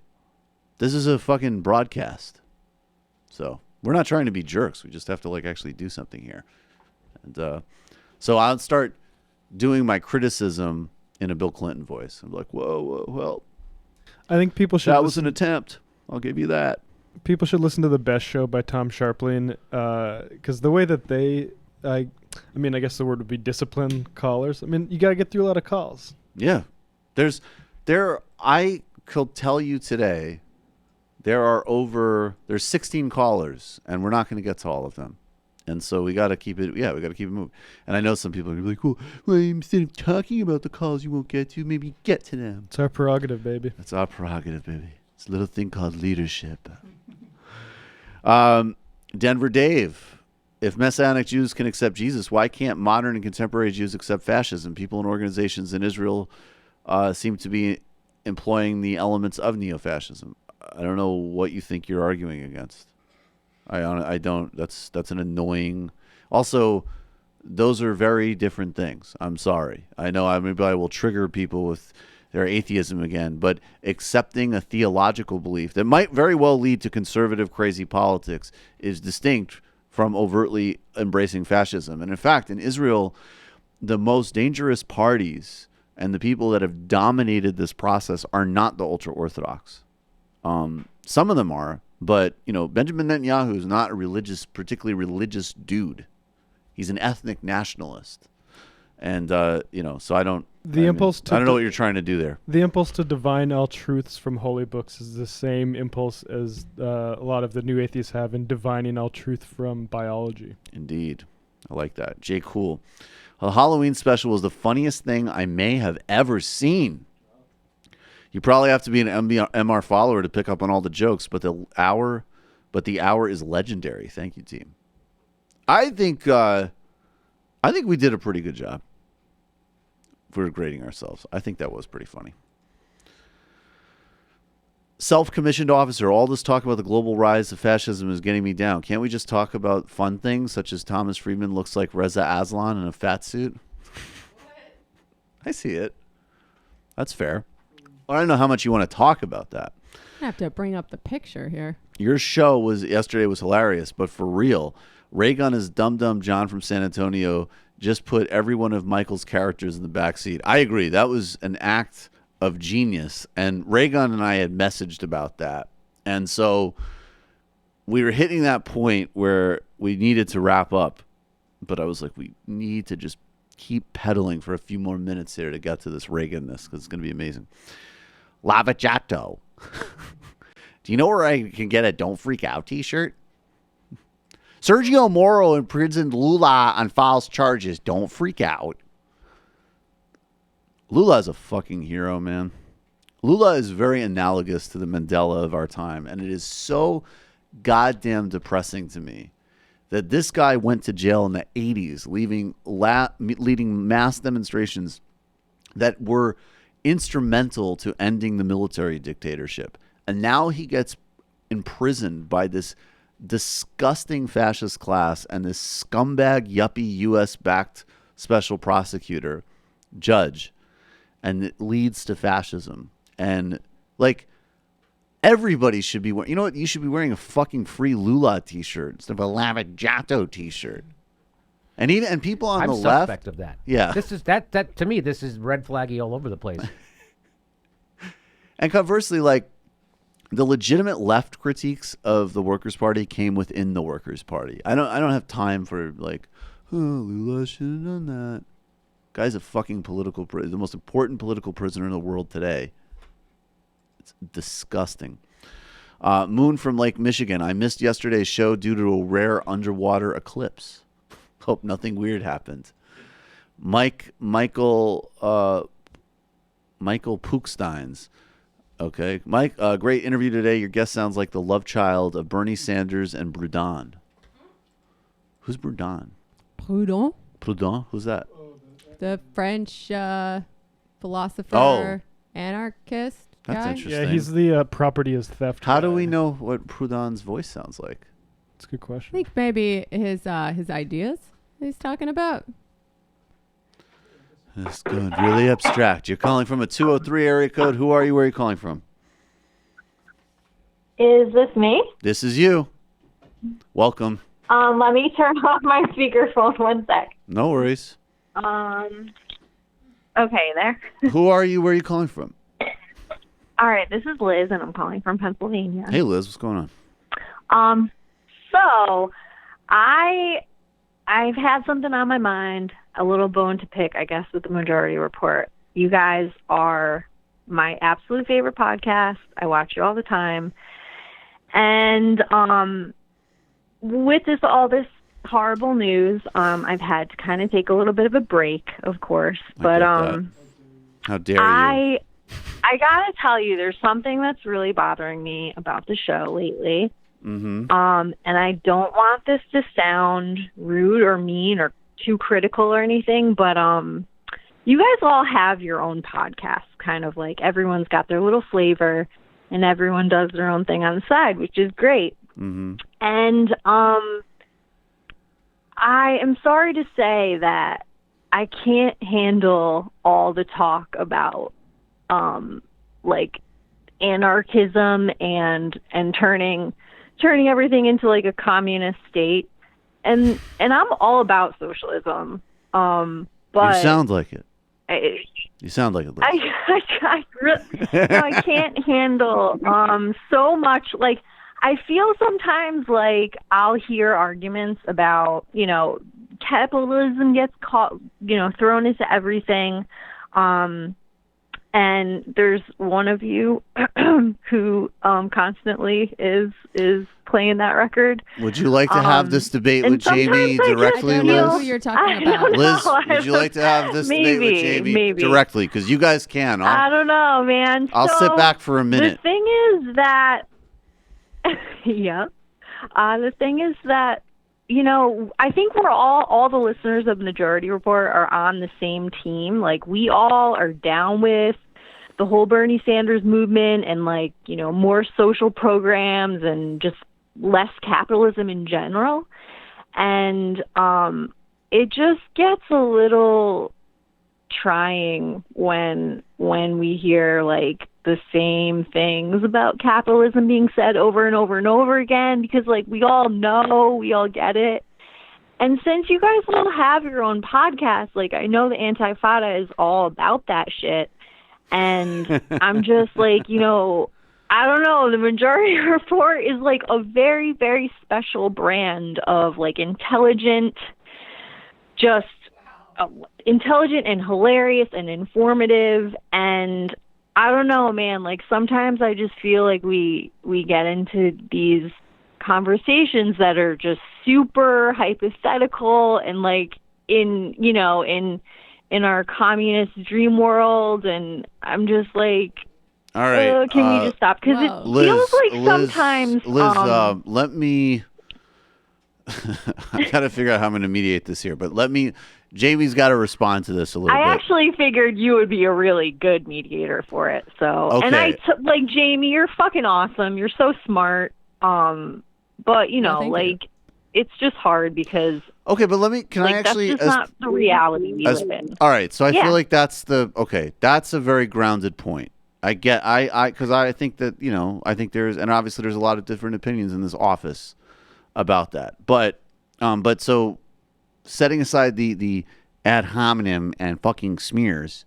you want something that's a little bit more reality grounded because that you expect from the Majority Report. I guess that's what you're putting across. Jamie, go ahead. Oh, man. Well, I feel like that's a big can of potato chips you just opened up right now. They come in cans? Yeah. Pringles. There's I'm out of touch with pop culture. I can't lead the pop culture outreach on that. I'm sorry. I mean, I think we all represent slightly different perspectives here at the Majority Report. Sam hired me in part to represent my views and my perspective. I've only been doing this job for a year. I have been a writer for my entire life, so it's been kind of a steep learning curve. And honestly, I've only been very involved on the anti-capitalist left for a few years. So I'm still learning. If I could go back in time and, you know, go to college for broadcasting and conveying leftist ideas in a very easy to digest broadcasty way that gets my point across without making everyone hate me, I probably would. But I'm trying my best here. I think a few things. There are real differences within the Majority Report ourselves. As an example, Sam's a fucking sellout. Sam's a fucking sellout. All right, go ahead. And there are real differences between leftists and liberals that can't really be reconciled. That doesn't mean that we cannot work together to defeat the far greater threat of fascism. But we do and like, I'm a leftist, you know? What I think frustrates me sometimes What are is your that views exactly? I feel like the Majority Report listeners are, I'm sorry, but like, we're the shit. Like, we're all really smart. We know what's going on.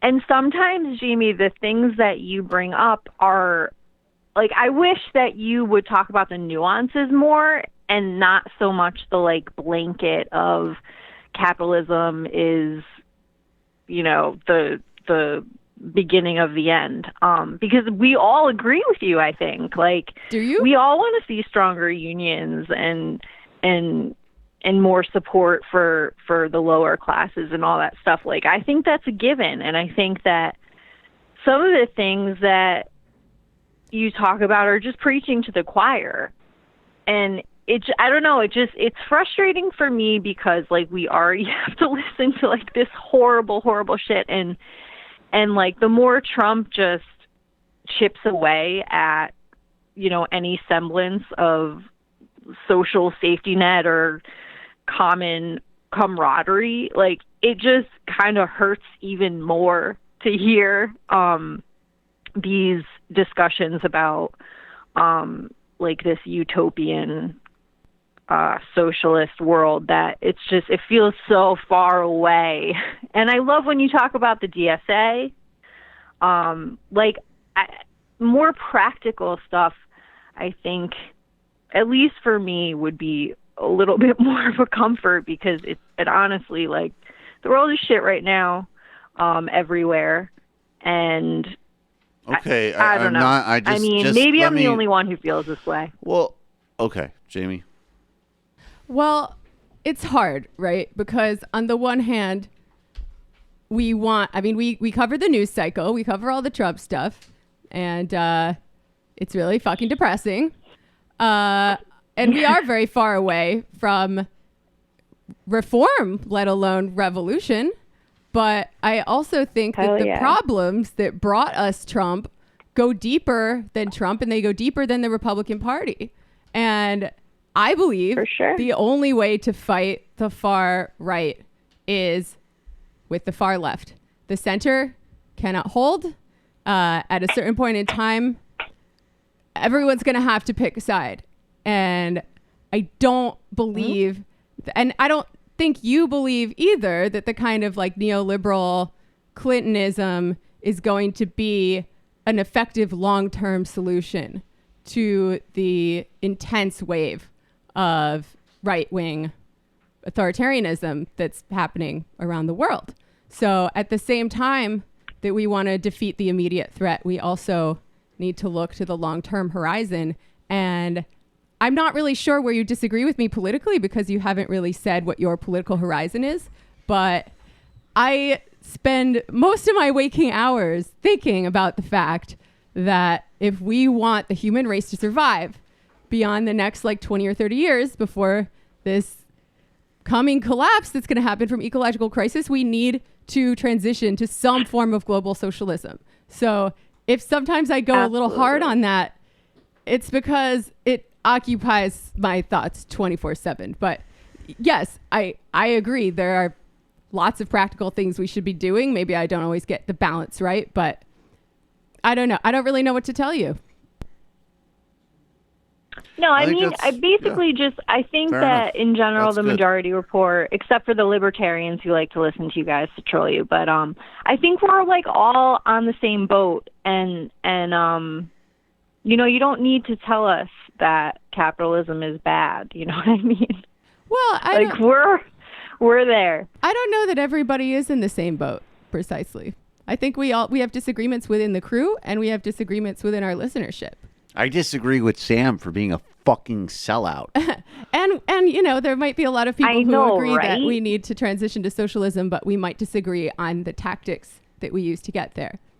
And I think also one of the goals of the show, I think, to the extent we ever even talk about it, because mostly we're just like doing the show, is the idea that it's actually really healthy and cool to have disagreements inside the same room, and that makes things more interesting.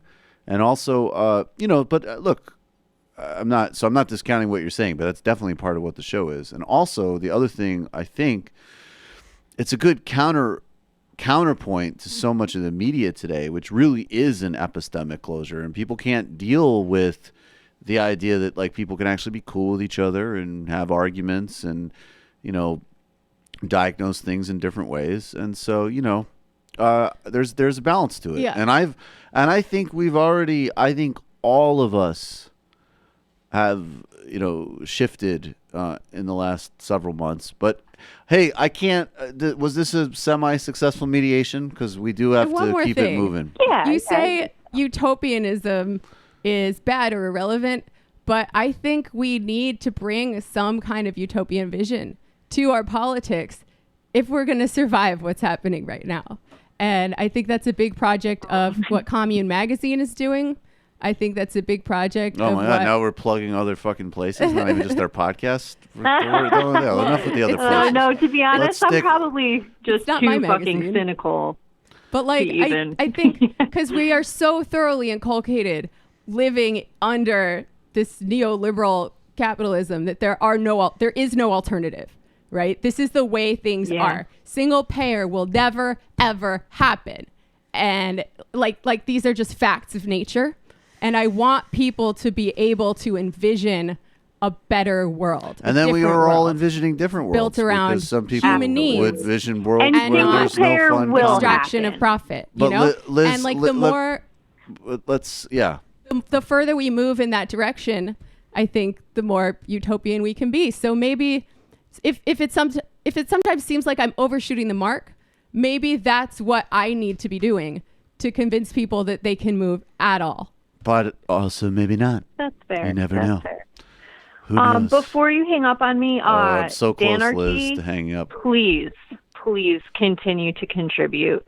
You are so fire. Danarchy is fire. This is something that everybody agrees with. And in my utopia, there's a lot of danarchy. And I would, Liz, I would suggest to you, as just a little bit of my version of what Jamie's saying, it's a super short book. Read Capitalist Realism, because there actually is something very legit about the idea of our imaginations getting collapsed. And I would say that even what you're talking about, which I agree with you 100%, I think it does need to be practical and applicable, but also what's practical and applicable can change really quickly, by the way, in really bad ways too, which is mostly what's happening right now. But just as we know that, if you're in, I don't know how, even if you're in your 30s, you have seen in a positive direction the trajectory of like when I started on this show, we were so clearly like on the left by essentially just having a social democratic show that was like, we don't like Obama droning people. You shouldn't cut Social Security. Of course, single payer is the best healthcare plan, but no one has that on the map. And even just Bernie was utopian. and that it wasn't to a degree, and Bernie Sanders enlarged that. So there is another thing of, and I'm more like, I'm inclined your way. I want to know like what the reality is, and I hate, that's why I get so pissed off with a lot of the criticisms I see of Lula, and there's real disagreements here, no doubt. But conversely, what is and isn't possible is a rapidly moving target, and we better push that in our direction, because those motherfuckers they're not sitting around going, why can't we have our utopia? They're like bringing the 70s and the 40s back for fucking mass murder. And so we should be, unlocking our own sense of, maybe you don't have to say utopian. I would say being ambitious, being strategic, having a vision. And Capitalist Realism is a good little essay, because it does kind of explain like how even in pop culture, we're kind of stuck, and you do need to get a little bit out of the ruts if we want to win. And I'm all about winning. Yeah. Thanks, Liz. Appreciate the call. All right. One more book that I want to recommend. I've probably recommended it before, but The Dispossessed by Ursula Le Guin is a really good envisioning of how some sort of anarcho-syndicalist society would work. The things that would be hard, the things that would be easier. And it really got me thinking sort of at the dawn of my political awakening, or whatever you want to call it. And it's a really fun book to read. Because I think this quote is often attributed to Zizek. I don't know if it's really him, but when he said it's easier for people to imagine the end of the world than the end of capitalism. I think that's either Fred James. That might actually be Mark Fisher. I think that is capital. That's Capitalist Realism. That's his line. So I think, I just want to get people thinking in these kinds of ways, and like another world it's possible. I don't know if it's going to happen, but it's possible. Well, another world is happening. It's just a bad one right now. That's the other thing. Like, there's multiple other worlds possible. We can't continue. We're going to have something else after this, and it might be worse, and it might be better, but it's not going to be the same. Thames Darwin. Michael, listen, I'm a big fan of MR, and I don't want to make any waves here, but I'm almost afraid to air my criticisms. But could you maybe get rid of that whiny Jew who's there 4 days a week, always talking about Social Security? Maybe you should get his own podcast. Thanks for considering.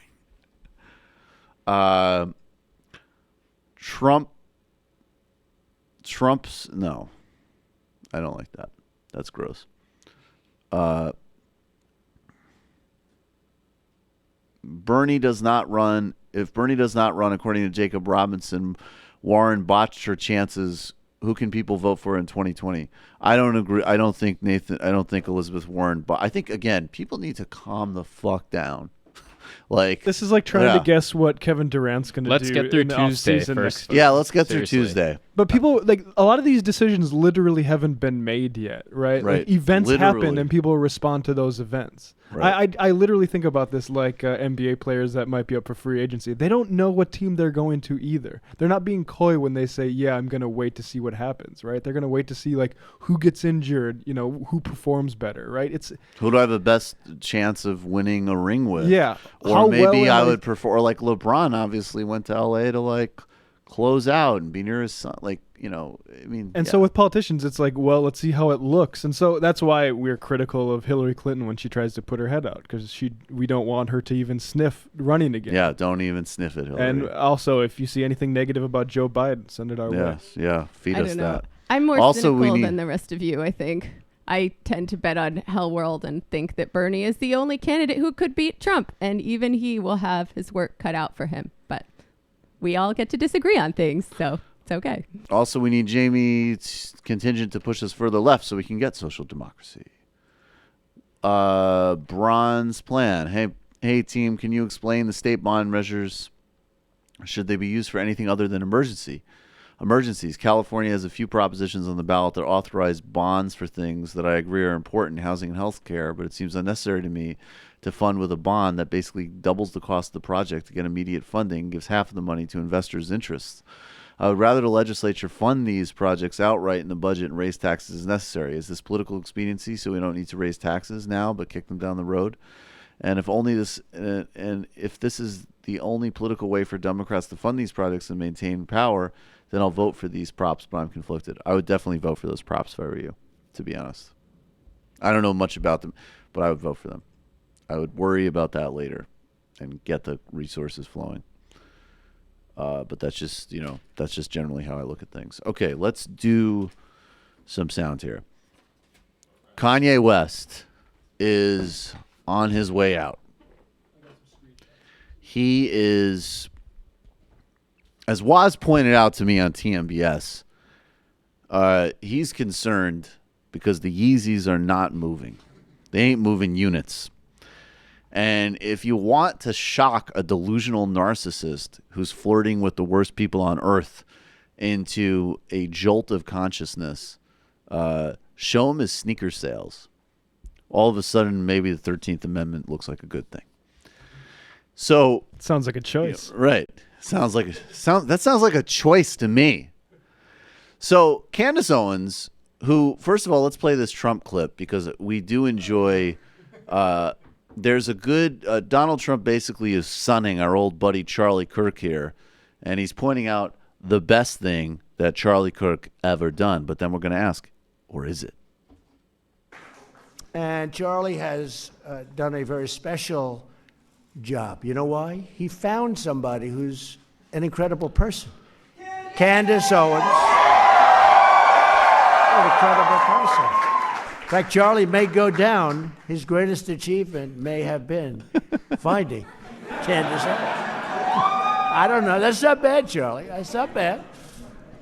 It's not bad, Charlie. You're a tall freak, and I just want to be a prick. I love how even Deal Trump with knows. it. Like, I know that sounds like an insult. I'm going to say it. That's what I'm saying isn't actually that bad. It's not even that bad. It could have been much worse. I could have made comments about, I don't know, your jaw structure or something. I'm a bad person, Charlie. You might have lost a debate to that Jew, but at least you found Candace Owens. Yeah.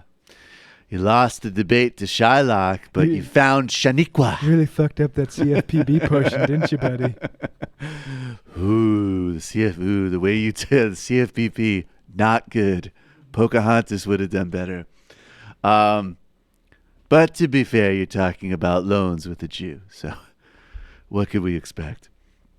And so we'll start with this first clip where Candace Owens is going to say that the media... Sorry, we should start with Kanye and then the Candace thing and then the clip. Wait, I'm sorry. Kanye's tweets. Yeah, start with tweets. So we'll work backwards. Yeah. Because the reason Candace is valuable is because of this whole Blexit initiative. That's right. So this was something that was announced at I think it was the Young Black Leadership Forum. Summit. Some bullshit that TPA USA was putting together, and Trump was there. And they announced the Blexit movement, which had these, we don't have it in front of us, but they're hoodies and tees that say Blexit, black exit from the Democratic Party. The graphic design, just to summarize, the graphic design innovation was that all the letters were made out of people doing sort of YMCA-style human letters. Exactly. GOP hype beast gear. Because it's black. Who hype beast? Black I people like love that. the YMCA. Let's do the BLEXIT. I remember it was back in the 80s, and you used to go YMCA, and you could dance it And when you were evicting them from their homes. With They your even had dad. an Indian chief in there. They even let I an didn't Indian like chief. that. Bet you couldn't do that nowadays. Couldn't do that nowadays. Political correctness, folks. So yeah, let's bring that back. Let's bring back the Indian chief. Bring the village people back. Yeah, whatever happened to gay guys in the village who used to pretend to be chiefs and firemen? Whatever happened to that? Maybe I'll talk about that the next time I address the Boy Scouts. So, so basically, Candace Owens said that the design that Matt just so eloquently described was designed by Kanye West, and we'll get to that clip in a second because it's pretty funny. Here is Kanye West's response to that. And this is after months of slavery is a choice. The 13th Amendment needs to be abolished. Dragon energy. Basically having every single frontline entertainer in the world, publicly or privately, being like, dude, could you stop being such a massive delusional asshole? And finally, this is either the moment he was jolted or the moment that it was like, whoa, those sneakers are not moving. Kanye tweeted this. I introduced Candace to the person who made the logo, and they didn't want their name on it, so she used mine. I never wanted any association with Brexit. I have nothing to do with it. And further, Kanye tweets not actually like the same thread.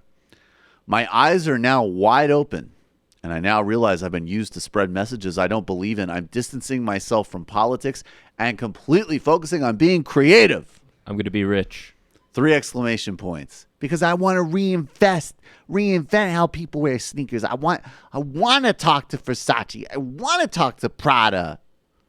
Kanye back to his just annoying bag. And Candace Owens, who realizes if Charlie Kirk is a genius for finding me, I'm a genius for having this troubled guy go through his college reading phase, find one of my YouTube videos as my ticket to things. So, oh, fuck, I better not totally alienate him, even though I used his name without permission. And I've pretty much just been riding off his notoriety to build my garbage career. So Candace Owens goes, #Brexit is about the beautiful stories of so many black people who have awakened themselves to the possibilities of our future as Americans. The press is trying to use Kanye's name to create drama and further divisiveness, which is, and this is Trumpian flourish, all capital letters, wrong. Here is a statement of clarity from me. It's not mentioned in this little screenshot, but she also said, I never once said that Kanye designed the t-shirts for Brexit. This is a lie that seems to have made its way around the world. So should we even read the okay, so forget it. So she's okay. So look, you know what? Fair enough. Kanye West, he's a little bit all over the place. Maybe sometimes he gets some things wrong. On the other hand, we know that all Candace Owens and Donald Trump and all of these people are pathological liars. So I'm just going to say this, and maybe I'm tipping my hands here for the segment. Whatever else you say about Kanye West, I will say a lot. And Waz said it doesn't matter. He's never coming back home, even if he's left the sunken place. I'm going to believe crazy Kanye over socio Candace. So now we have a clip which is going to answer the question. Did Candace Owens say that Kanye West designed these shirts, designed that logo, as part of an ongoing attempt to cash in on his name? Or, as Kanye West said, he had nothing to do with this, and Candace is using him? You decide. That this logo, yes, sister, these colors, were created by my dear friend and fellow superhero Kanye West. Oh, shit. Oh. Bye-bye. Goodbye. Bye-bye, Candace. No, thank you. Best thing Charlie Kirk's ever done. Yeah. Ooh. Sorry you had to flush it all away by lying. Wow. Where did you get the idea you could lie? I don't understand. It's like everybody thinks they can just lie these days. Important not to lie. I promise that I'd never do a lie. And I try my hardest. Try my hardest. Let's actually go to that. We'll go to this next. Let's go to Donald Trump was on ABC News. And this is awesome because this is like this is like the opposite, like, of the moment. Like, this is like, I feel like this is, I don't know, because Trump probably never did this one way or another, but it almost seems like a husband who's philandering. And 6 months before, when it was like, she's finally going to just walk out on his bum self, he's like, I will never, ever do that again. Baby, I love you. I'm sorry. And then 6 months later, he's like, just walked in at like 7 o'clock in the morning. He smells like perfume. And he's just like, hey, you my best shot. Fuck it. So here is Donald Trump on ABC News being asked about whether or not he lies. Finally, you remember well in the campaign, you made a promise. You said, I will never lie to you. So can you tell me now, honestly, have you kept to that promise at all times? Have you always been I try. truthful? I mean, I do try. I think you try too. You say things about me that are not necessarily correct. I do try, and I always want to tell the truth. When I can, I tell the truth. I mean, sometimes it turns out to be where something happens that's different or there's a change, but I always like to be truthful. Oh, what was that? King Salmon? Mohammed bin Salman? Oh, something different happened? Oh, something different happened. Ask King. I guess I have to do some lies now. Ask the King. But you know what? I think actually that's another clip that actually I have to say is pretty, that is part of why he's popular. Yeah. Because that's totally of our moment where people are so lie saturated. I think that they have gotten, I think that has a certain currency. Yeah. Of like they especially post. More than the George Washington never tell a lie, chop down the cherry tree type of thing. Yeah. I mean, there's this clip, and granted it's in the UK, but we run parallel in some ways. And it's of Tony Blair in the late 90s, and he has on way too much makeup. And he's basically doing an interview, I think, with Paxman, and it's the first scandal since he's been prime minister. So he's still really popular. But it was the first thing that they had to deal with. I think it was a favor that they gave to a race car, a Formula One owner, where they gave him a special exemption to advertise cigarettes or something. And they got a massive campaign contribution. It seemed like just like basic quid pro quo.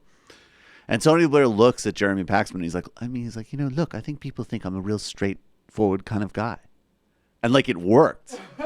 And I mean, now the guy is just universally reviled in the UK. And like maybe liar isn't the top word because like, evil or corrupt. But the liar thing isn't his last name. So you do see that a lot. Yeah, like, Blyer. Blyer, yeah. They call him Blyer. That's their slogan for him. So I think like there is, as part of that general fatigue, I think there, and also the way when he puts things like that are in human terms, like, well, I think we all try. What, do you lie sometimes? We're all human here. Wow, look at Gandhi over here. I don't know about you, but I'm human. That is funny that the only time that he's not saying that he's like the best person in the face of the earth is when he's just admitting to like actual bad things. Like, I'm the best deal maker. I'm the best businessman. I'm the smartest. I mean, I don't know. We all lie. Well, can't claim perfection. What is even the premise of asking that question? Yeah. Like, what does that reveal? What are you hoping to get out of that question? Well, it's like you're almost hoping to get a rambling, funny answer that will be clipped on YouTube. Yeah, that's almost what because I mean, what else could you possibly expect from that? And I appreciate it. Yeah, thanks ABC News. That'll do decent. Yeah, I remember John Carl when I was working. We're all part of the same hypocrisy. When I was working at my last job, we're still going at the beginning of the administration, and this was right after Sean Spicer lied about the inauguration numbers, and they had a big press conference about like what was going, like what is this obvious lie, and John Carl had the first question. He was like asked Sarah Sanders or Sean Spicer, he's like, "Are you going to be nice to us?" And I was just like, "What are you doing, guy?" I don't know. That is a really weird and weird way to question. I don't know. That's definitely how you should start with an adversarial, corrupt, lying, authoritarian regime out of the gate. You should be like, hey, you guys going to be polite and shit? I mean, isn't the case that like previously journalists had some sort of like foreign correspondence experience? Have we like aged out of those guys yet? I think so. And so now we have just guys who were like... It's like I woke up, I subscribed to the Mike Allen newsletter. Yeah, like they and were, and I watched The War Room on VHS in college. I'm just really excited to be here. like they really read the Drudge Report a lot, Yeah. like 20 years ago. I read the Drudge Report, and I'm just wondering, in light of that, this new plan to mass murder children at the border seems to be polling well in El Paso region in the 9th. But that could drive suburban moms out in Pennsylvania, and I'm just wondering what the administration's plan on that is. Just the idea that you could hurt Trump by catching him in a lie or hypocrisy is fairly disproven at this point in time, I think. Laughable and embarrassing. But let's get to the, but this is actually interesting that you brought up the Sean Spicer thing, because, I mean, actually it was disturbing. I didn't dismiss that when that first happened, because that was an example of, like, of course they're going to lie, and of course they're going to be right-wing, and of course they're going to be horrific. But as trivial as it was, that was an absolute Nazi-style big lie. Yeah. Like, that was a literally don't believe your lying eyes. Believe a weird, flustered, verge of heart attack press secretary, and then just completely made up nonsense to appease a very disturbed person's ego. And by disturbed person's ego, of course, I'm talking about the president. But that dynamic has shown up yesterday and over this past week in regard to something much more serious. And of course, I'm talking about the terrorist attack at the synagogue in Pittsburgh, where several Jewish people were murdered in a horrific anti-Semitic attack. And a lot of people in the community did not want Donald Trump to be there. They understand that his administration feeds off of hate, division, and lies. And hate, division, and lies feed anti-Semitism and every other form of bigotry. They didn't want him there. And we played yesterday, and we will play again, what the actual reception to Trump was in Pittsburgh. Trump tweeted this out this morning. Melania and I were treated very nicely yesterday in Pittsburgh. The office of the president was shown great respect on a very sad and solemn day. We were treated so warmly. Small protest was not seen by us, staged far away. The fake news stories were just the opposite, disgraceful. Now, of course, CNN and other outlets actually aggressively covered a massive protest for a suburban, mellow Pittsburgh neighborhood of normal people saying, get the fuck out and let us mourn. And even the head of the synagogue's reception of Trump was something to the effect of, I'm not going to say no to the president of the United States. It wasn't, we really want you here. And everybody else most emphatically did not want him and his disgusting family there. This is the clip that Trump put out from the administration to represent what happened yesterday. And this, at the exclusion of the protests, is profound dishonesty.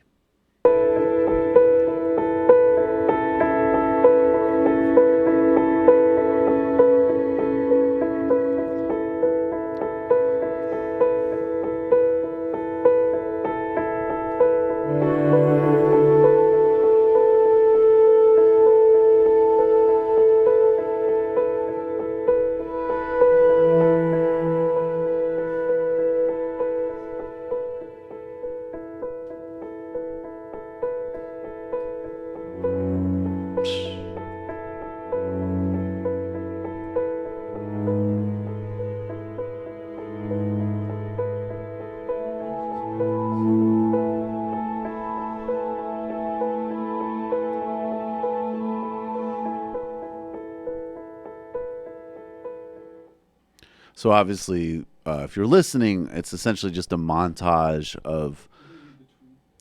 read more of the tweets? Sorry? Okay. Now let's... it's just a montage of people looking somber and welcoming, and Trump and Melania and Jared and Ivanka. Got the first responders in there, though. Yeah, greeting people, and it's all sort of appropriate laid out. It actually looks... that is insulting in and of itself. It looks far more like a campaign ad than an actual remembrance of victims of an anti-Semitic atrocity. And it was like literally two scenes. It was literally two scenes. And whether or not they managed to keep this guy from seeing this stuff, because of course he would have a massive tantrum if he saw it, this was what was actually happening in response to Trump and these people being in Pittsburgh. Let's listen for a minute to this. You can hear them singing.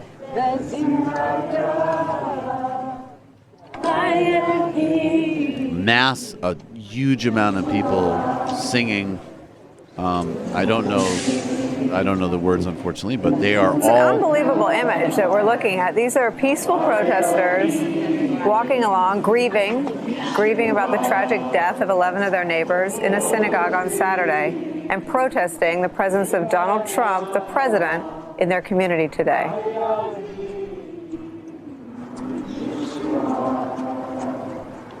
Holding signs that say "Stop Hate," "Vote," "No hate, no guns, no Trump." Is this the Democrats' closing message, Betsy Woodruff? Certainly seems like an effective one. That is a highly tacky as fuck transition there from MSNBC. Maybe we can mute them and just play out a little bit more of the visual is beautiful, so maybe we could do that. That was Nicole Wallace for anyone who God, wants to be mad. Of course that MSNBC was Nicole sucks. Wallace. I'm sorry that happened. Please watch this. This is beautiful. It's an beautiful collection of people coming out in the community. These Antifa communists. Yeah, they're Antifa. Community United. You know what that means. We all know what that means. George Soros. It's George Soros. Look at all these Soroses. Yeah, that old lady last night threatened Gavin McInnes on Twitter. It's totally unfair. So there you have it. I hope most people can understand this in terms other than the horse race. I mean, look, there's no contradiction between what we always say about the elections, but that goes far beyond a horse race, as you say. Absolutely.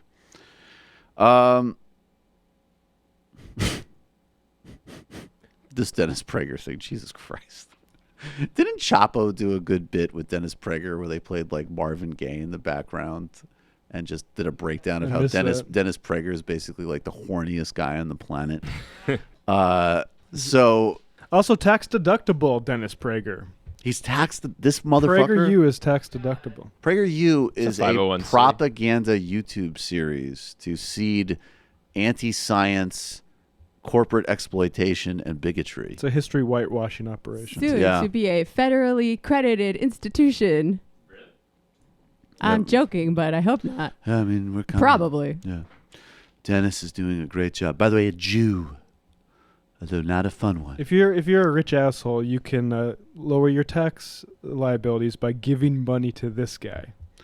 Can't wait to take Owen Benjamin's class on the social implications of using bad language. Oh yeah, the Owen Benjamin video was very. He knows the social implications of that.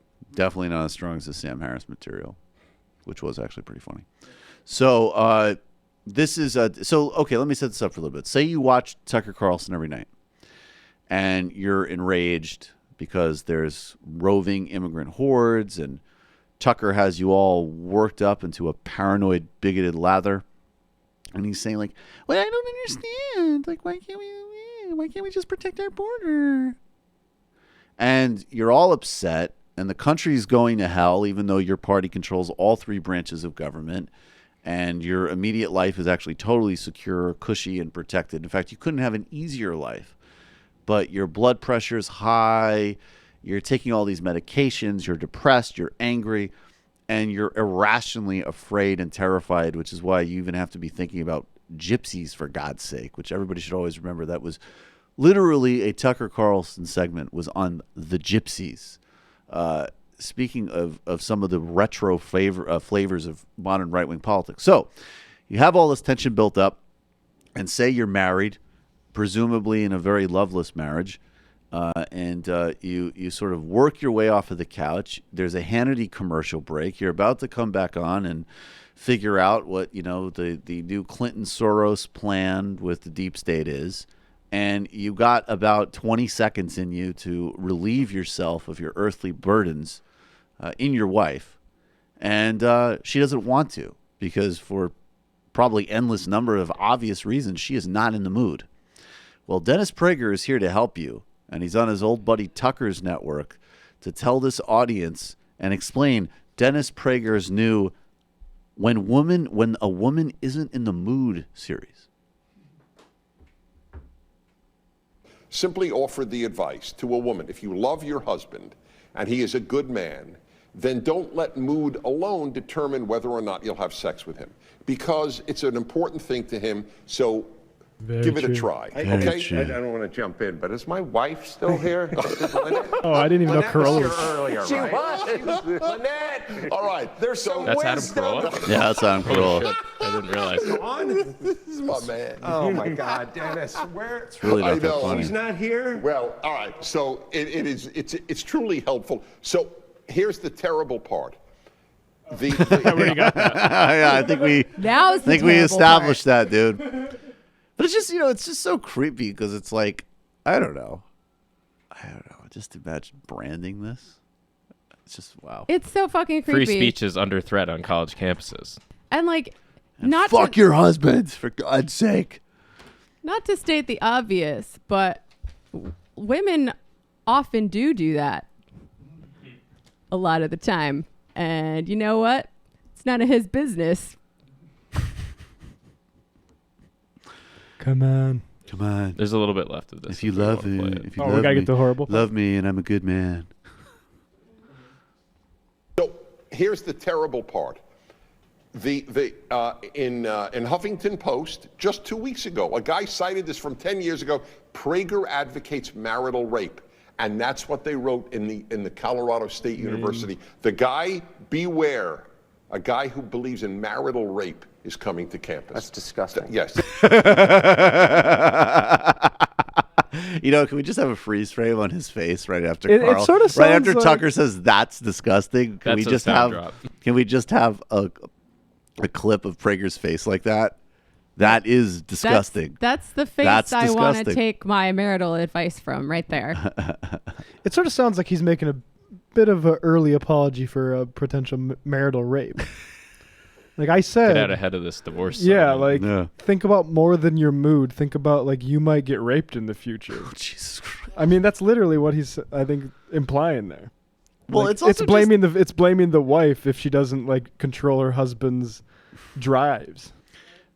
But it's also it's so insidious because I don't know. If you read some type of psychology book on negotiating a relationship, which I am not ashamed to admit that I've half done and I failed.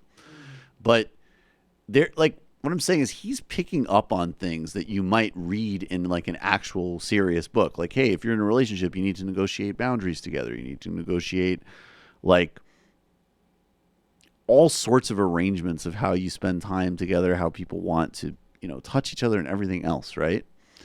And he's using this, and then he's turning it into a misogynist attack on women. And then basically subtextually by connecting it with campus stuff, making this attempting to make this much broader indictment of essentially just progress. I don't know if what I'm saying makes sense, but it's just these guys are so masterful at taking things that could be a conversation in one domain and then weaponizing it because all they for care, this broader attack. All they care about is not the conversation, but what the conversation accomplishes, right? So it's we say, it's why you have Jacob Wall trying to do this Robert Mueller rape accuser thing, right? Because he sees, and from his perspective, he's dumb enough to believe that most of these accusations against, say, Kavanaugh were fake and made up by the Democrats, and so they're well, you did that to do this. I want to do that too. Right. I think that's exactly it. I would say it's nauseating, but if you look on YouTube, the Chapo bit about Dennis Prager just being hopelessly horny and harassing his wife, and the idea of reading Prager passages underneath Marvin Gaye is I mean, that's sort of the poles of human experience, right? From the highest to the lowest depths right there. Yeah, that is just a real clip. It really seems to speak to a certain subsection of maybe the men's rights people. Oh yeah, I think he's a pioneer of that because their model for something sexy and healthy is not something that's actually sexy and healthy, right? It's not I don't know, John Legend and Chrissy Teigen. She's a supermodel. he's like a good looking guy. They have an egalitarian relationship. No, he's like a cuck to them. Their model for who's the man is fucking Donald Trump, right? Because they don't care. They don't care about the woman's experience of any of this. They care about having power over another human being. So like they can look at Donald Trump and like his wife is clearly disgusted by him. But visibly disgusted. Yeah. And she's a disgusting person. So Yeah. that says a lot. Yeah, but I like would the really fact like that to that's see, like he's the man. I would love to see Dennis Prager call John Legend a cuck. That would be some very good television. Well, stay tuned. Like in person. If you I'm consider, not talking like on a PragerU video. If you come from the school that considers a wife as an asset, like the cuck school of alt-right does, right? Then being told that your asset doesn't have to obey your commands makes your asset less valuable to you. Right. Yeah, that's they how they see view it. other human beings as being instrumental to their idea of being the man, which is also why they like Hugh Hefner, I think, because like, do you think that Hugh Hefner's girlfriends are all like in love with him? Probably not. Well, I mean, he's It's more dead. like- He's dead, so probably not. Well, in the Hugh Hefner imaginary, let's say, because he lives on in spirit. Spirit. Unfortunately, he very much does, and it's more about having like money and power over women than it is about having like a real two-sided relationship with another human being. Ew, that's gross. You're calling from a 407 area code. Who are you? Where are you calling from?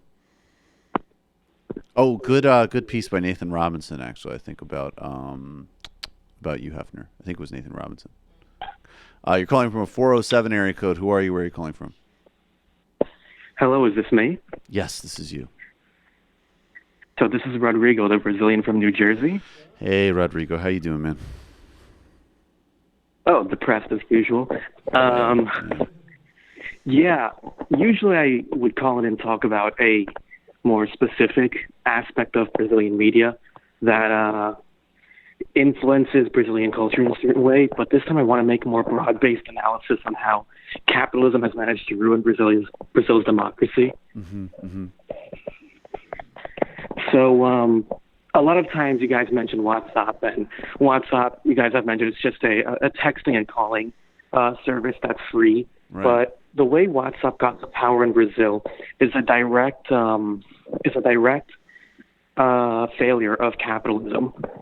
And the reason is that Brazil did not have unlimited texting or calling until WhatsApp already had implemented a monopoly on having those two things. So that gave WhatsApp a lot of leverage as to avenues of communication that the Brazilian telecom companies, instead of just competing, tried to go to court to take WhatsApp off of Brazilian app stores, because they would just say, oh, they're interfering in our competition. This failed, and then Brazilian telecom companies lost power, but you're still forced to have a telecom company to have a WhatsApp account and receive messages. So you have this two-way deal where you're paying for a telecom company to give you service, while at the same time you're not really using its services, you're just using it to access your WhatsApp. And that's one aspect. Another aspect is the major television brands of Record, Band, Globo, and Rede TV spent over 15 years hammering away at the Workers' Party and their legitimacy, using selective journalism to only really cover Lava Jato in a way that would only implicate the Workers' Party. Right. And they would do that by mentioning this person who knows this person from the Workers' Party was now implicated in a corruption scandal. Right. They would not say who that person's party is, who their political affiliations are, who their donors are, and who they donate to. That's how you have a party like MDB, who we know is one of the most corrupt parties in Brazil just in general, how they had the most indicted people in Lava Jato, and now Michel Temer, who's the leader of that party, is president of Brazil. Right. Suspiciously. Right. And then this kind of ties into, you had a I don't know if it was a primer or what it was, with that guy who said how the Republican Party got to where it is by drinking its own Kool-Aid, basically. For Alex so many Perrine years. was on TMBS, and he talked about how the right-wing grift, like, it used to be, hey, let's sell this nonsense to the rubes, and then all of a sudden the rubes became the power base themselves, and like Trump is a prime example of that. Yeah, absolutely. And the exact same thing happened in Brazil, but not from a extreme right perspective, but from an extreme center right perspective. Right. And what I mean by that is that Google is not like Fox News, where they constantly will tell you that black people are evil. The other TV stations are like that, though.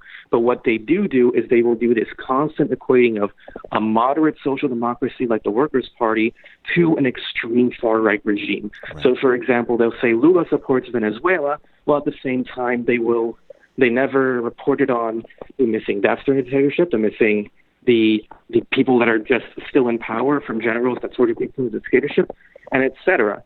And this constant hammering home of both sides are the same, both sides are corrupt, will eventually lead to this growing resentment within the Brazilian middle and upper classes that were just raised for almost 2 generations now, just raised to believe that the Workers' Party is a communist cabal of sexual deviants that are trying to create crime and pedophilia rings in Brazil. And the only way to stop that is by electing a guy who they believe will just burn down the system and install something different. Yeah.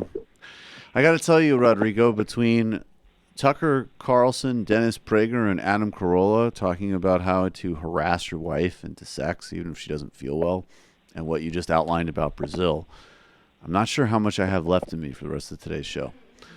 But I appreciate the call, and I mean, look, I'm definitely going to keep aggressively covering this. I hope now that people who maybe several months ago didn't understand why I was doing it, have a better understanding of it now. We'll keep up on it for sure. And just to end on a note of optimism, Brazil has one of the most mobile. They've been quiet for a little bit, but they woke up massively this election. They have one of the most mobile left spheres in the country.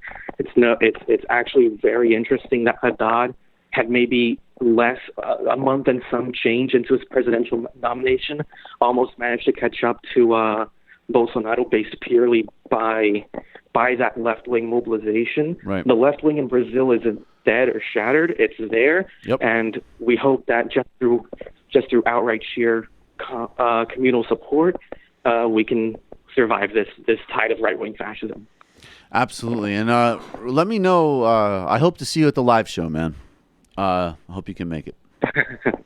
All right, man. Thanks. I'll try. Yeah. Okay. Take care, man. Goodbye.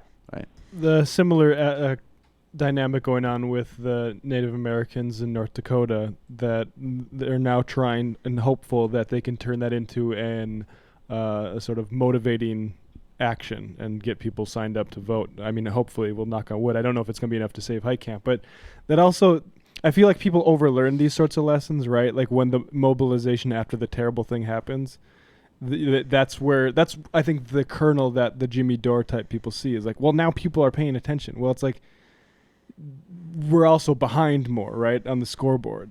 You advance by winning. And I've another thing that I've noticed too, it's a little bit more sophisticated, is people not being able to even people who are better than someone like Jimmy Dore. They have a socialist analysis, but they'll still say like, we're just fighting capitalism without making a distinction between those strains in capitalism. It's delusional. It's insane.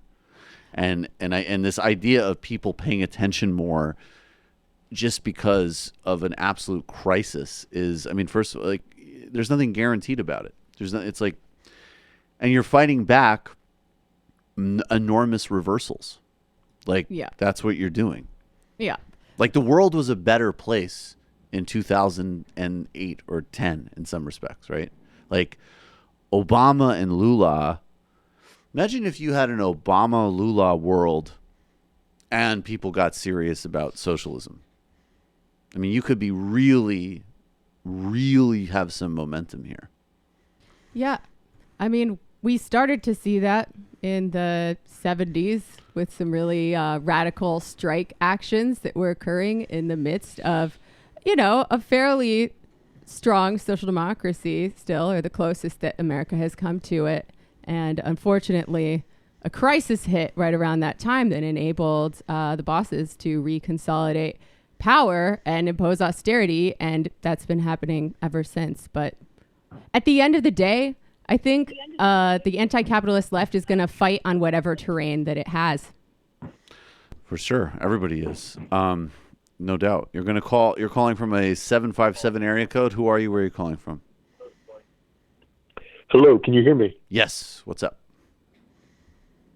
My name is Sebastian from Florida.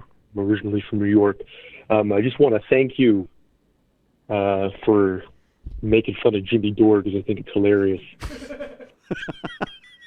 No problem. And this is doable. Yeah, I've watched this show before, and the thing that really annoys me is I feel like there's an unwillingness to sort of understand that the difference between the parties, and as horrible as the Democratic Party is, that party can actually be influenced, unlike the Republican Party.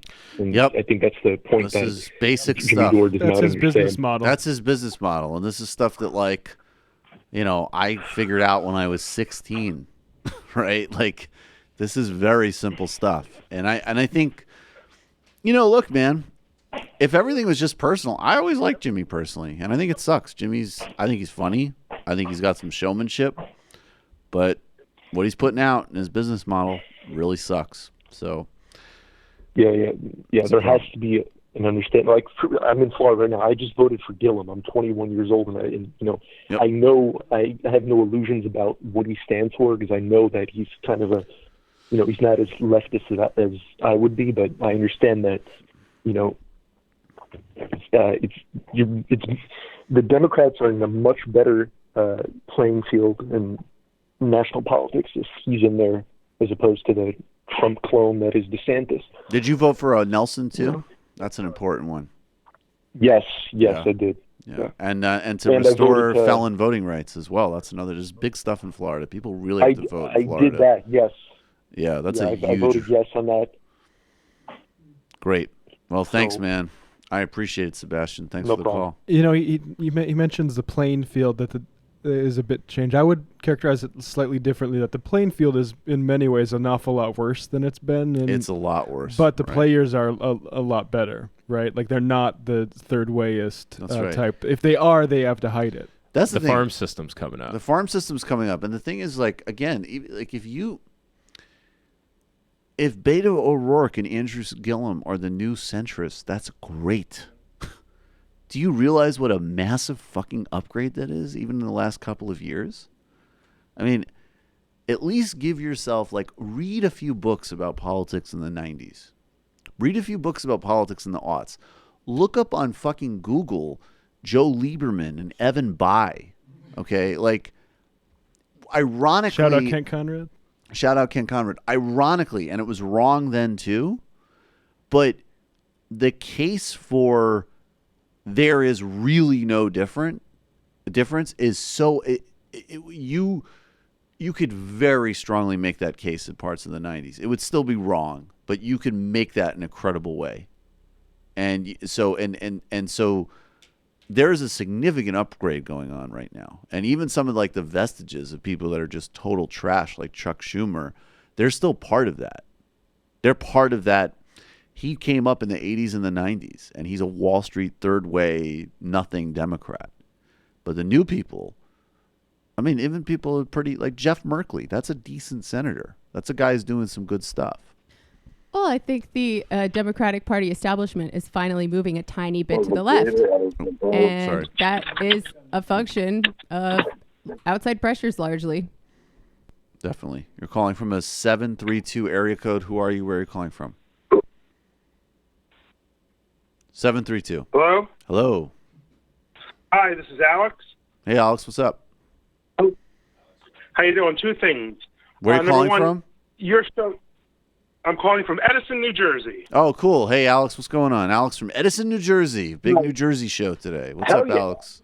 The show yesterday was the funniest ever. Now, I don't mean just Sam Seder shows. I mean all YouTube. But Nice. Now, that being said, Yes. Jimmy Dore is different from you in 3 ways, and I'll tell you 3 ways you're different. Okay. Number 1, honestly, he's funnier. And these are all subjective. You I are admit that. so close to getting hung up on right now, Shouldn't dude. have led with that, man. Should not have led Okay. with that. So now you're on a clock. You have 30 seconds left to finish the rest of your points. And begin. Fine. 30, Okay. 29.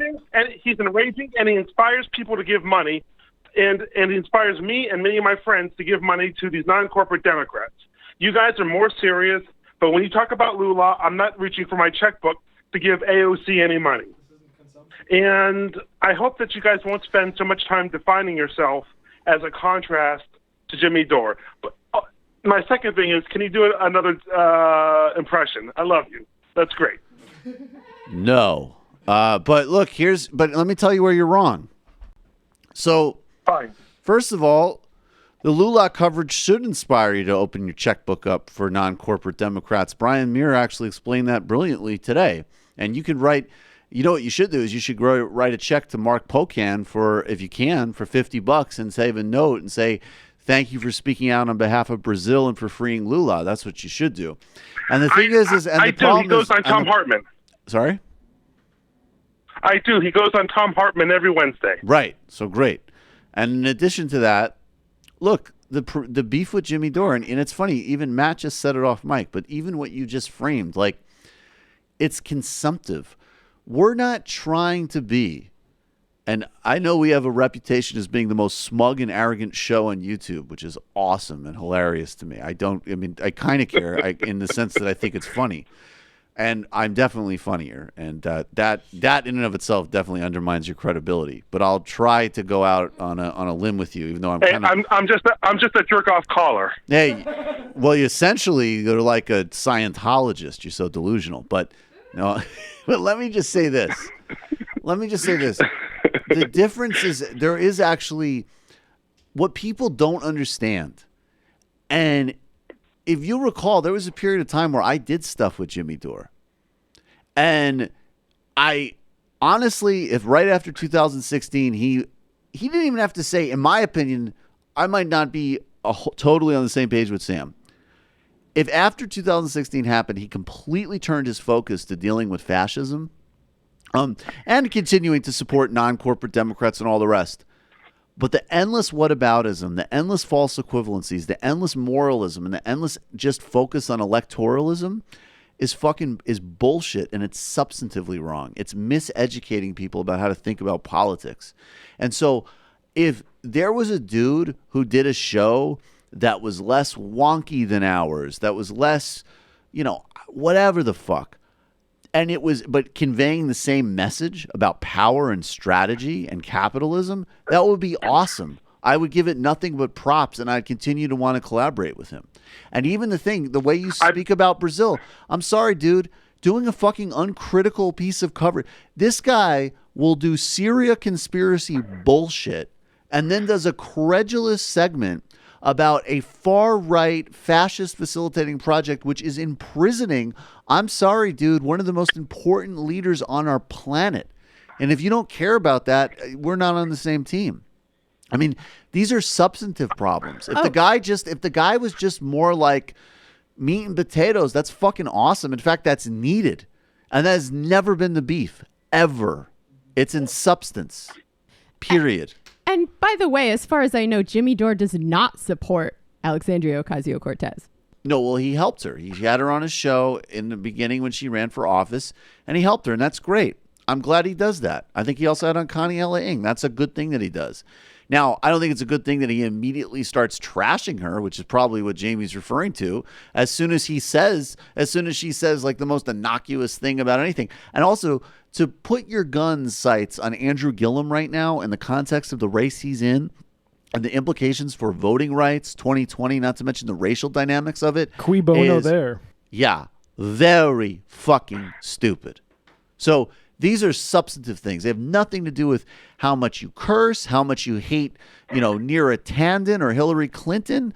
nothing to do with whether or not you want to be wonky or not. You know what?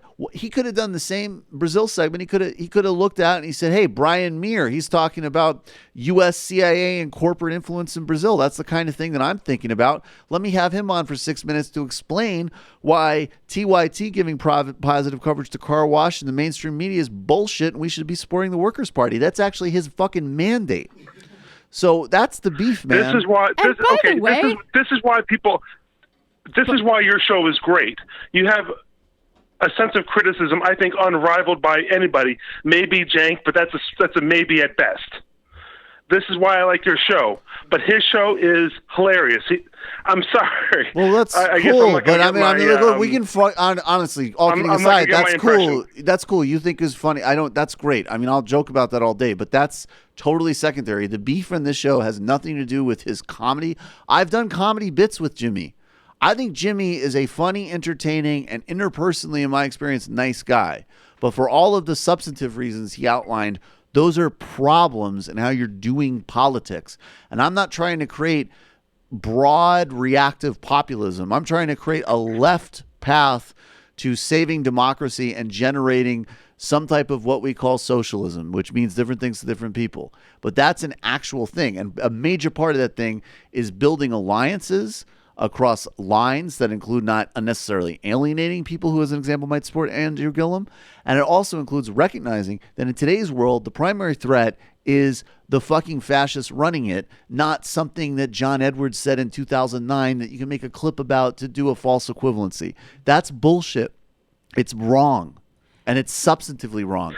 And if he swears and he's less wonky, that's great. Not to mention. Okay, then you have to admit that he's the Fox News on the left. No, and I don't. What? Fox News no, works. He's not. Fox News helps win. Fox News has a strategy. Fox News is fucking relentless. Do you think Fox News would do over 70% of their clips? If they were Fox News of the left, then Fox News would have killed Trump, and they would have done segments every day on how he's not a real conservative and he's a sellout.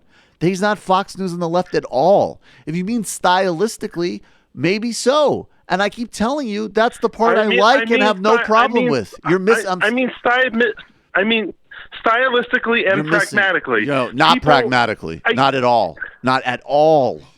Dude, we got to let you go. As far as I know, Jimmy does not have any kind of coherent socialist ideology, analysis, or tactics. He doesn't even have it's really, not even a coherent. I should be calling him a sellout. It's fucking sellout. If you look at what he said about... It's not coherent progressive, sorry. Hashtag mind of ICE employees, he used this when he said... Basically, because people were like, well, Jimmy, isn't ICE a problem for your analysis about the Dems being the same as Republicans? He said, well, it's the lower level employees of ICE who really should bear the blame because they're following orders, which, like, I'm all down for, like, the whole following orders thing, but you're blaming the local workforce and not the power structure that you said wouldn't be a difference. Because you need to build a scaffolding to justify your stupid false equivalencies, and that's more exciting to people instead of the simple... We need something that's not Hillary or Trump. It transcends this whole corrupt, rotted system, and the relative choices are obvious. One is less damaging than the other, and that's less exciting, and it makes less dumb people flock and freak out on social media, but it also happens to be true. Oh. A lot of people have a lot of opinions today on how we should be doing our jobs. That is true. But I'm not, I mean, that's actually my most sincere, like, I'm not doing, again, like, my sincere explanation of Jimmy Dore. Because if you're listening and you're not, like, completely in a cult, you actually heard me give him a lot of props there. And I'll just say this one more time. None of my problems with that dude have anything to do with the fact that he swears or he hates Democrats or he's enraged at the disgusting buffoons on our cable news networks. That's all great. I have a problem with the false equivalencies, moralism, electoral obsession, and fucking standing with whataboutism for fascism. Those are my problems. And I don't mean to speak for all of us because, as we've said, we have a diversity of opinions here. But I don't think any of us is too concerned that we're punching left with regard to Jimmy Dore. No, I don't consider it to be. The reason, no, I am not. I think he is I think he has opposite and reactionary politics because I bring this up a lot of times, but the way he got, and he still has this up there, this fake George Orwell quote that says, "A people who elect corrupt politicians," there's the corruption again. People who elect corrupt politicians, imposters, thieves, and traitors are not victims but accomplices. Now, I'm a big Orwell guy. People should probably know this about me by now. There's no way Orwell would ever write that because he wouldn't center blame on the people. Even if you had only read 1984, he says the people are where the hope is, and Jimmy does not believe that. No, unless and that's another great irony. Look, if you spend all the time, and actually I have no problem. I think we can actually have some critiques of the electorate sometimes, to be frank. But if you're going to spend all day literally doing segments about why you wouldn't vote to prevent fascism because like some Hillary comms director tweeted something or some bullshit, and you're vote shaming. That's a big phrase they like. Well, that's exactly what you're fucking doing. To more people than we're doing it to. To more people than we're doing it to. Nobody. I will match my support for Bernie Sanders in that primary against anybody's. And I never was in a position of saying that people who voted the other way from me that were normal, everyday people were stupid or wrong or whatever. I actually said we need to do a better job to win because that's actually what the fucking job of politics is. You're calling from a 203 area code. Who are you? Where are you calling from? Yeah, I know. Last call of the day. Thank you. This is Jay. Jay, with the last call. Jay from Connecticut. How are you? Yeah, I was going to call to bitch about the prices for your event. I thought that. Well, but I'll see you there, though. I'll try to be positive. You bastard. You did some acknowledgments for yesterday's surprise show. But you didn't mention Jeff from Georgia, who called in as Sam. That was a great impression. I didn't know that was him, man. It was almost. wow. I had like PTSD listening to it. I was like, whoa! I'm looking at Sam as A.A. Seaman, and then Jeff is speaking like Sam. It was a very traumatic event. Well, I think Jeff probably got into Sam's consciousness and channeled that. Sam was so distracted by being this other character that he didn't notice that his own inner workings were tampered with. Exactly. And that's the most reasonable explanation according to Occam's razor. So let's go with that. Exactly. So I won't bitch about these insane prices. This is when I heard this the other night. Yes. I got this stab. It's just like, here's Michael. I call on the show once, and he says he's excoriating me for not coming up and greeting him and introducing myself at the last event at the Bell House. That's right. And now you're charging $75 for that privilege. Yes, that's right. You snooze, you lose. Well, you're a patron, though, so it's actually a lot less expensive for you. There's a promo code which you can find in your mail. Yeah. That will make that a lot less. But do you have a special promo code for people who have to travel from Georgia and other places? There are actually things being arranged for that, in fact. There have been extra tickets bought and homes are being set up. There's actually a lot of that. I can't control all of that. That's the wisdom of crowds at work, but actually a lot of that is taking place, and we're hoping that can happen. All right, well, yep. You're a good egg. Maybe you'll even greet some of these people. I will greet some of these people. I think the first thing is more of like a long-term hangout, and then what I'll do after the show is I'll probably run through. It will be like I'll do an Obama like, hey everybody, and then I'll run away. And I think my mommy's going to be there. My mom. And I'm very excited about that. So, how about your sister? Is she coming for a special trip? What the fuck is wrong with you? I'm just saying. Your sister be in. I don't know. I hope she can as well. This is the big event. I mean, your sister would come from California and slap you on the back. I hope she can. This is definitely a Dope Boys listener. I can tell. But I am not sure. I hope she will be there. My mom will definitely be there. Jay, I appreciate you having the last call today, and I do hope to see you there. I will greet you. Oh, splendid. Have a great weekend. Goodbye, Jay. All right, we got to read a few IMs, and then we got to get out of here. Jimmy Dore was only good at making fun of Representative Peter King. TMBS is my jam. I don't know about that. Is Sam out because he had an aneurysm from arguing with himself after the show yesterday? Fucking sellout. That's just the only I am. Is fucking sellout. Can Matt grow a beard? He needs one. Ooh. Doing in Chicago. A lot of people have a lot of a lot advice of for people us are very today. spicy today. Sorry, I missed it. Can you grow a beard? You need one. Was the comment. Yeah. Yeah, exactly. Don in Chicago, great show today. One of the best interviews. Michael loved yesterday too, and good to see Sam still has major comedy chops. Stein 2020, sizzle chest, referencing Sharpling's handles of callers is right on. I hope you start bad companying people too. What is bad companying people? Do we know what that is? I don't know if I listen enough to know what that means. But I like the idea is... Some of them certainly are bad company. Okay. Yeah. All right. Let me see. Let me try to find the final I am of the day. Again, I apologize. We're not getting to all of the many, many I ams. This is just the way... This is just the new... Exponential growth, folks. It's just the new reality. There's been some theories and some ideas that people have spoken about making some of this stuff only for members, I believe. Nick from Manitoba. And on that note, I love it. I just love that I just dropped that scene because I can just picture like the YouTube chat being like, what the fuck? Just so that people could have a nice little meltdown right the before we YouTube sign off. YouTube freebies, you're probably good for a while. Yeah. Nick from Manitoba, what's going on? Marvin Gaye is hands down one of the greatest albums of all time. Urban City Blues. Oh, excuse me. Can I have my board? This is the final I am of the day.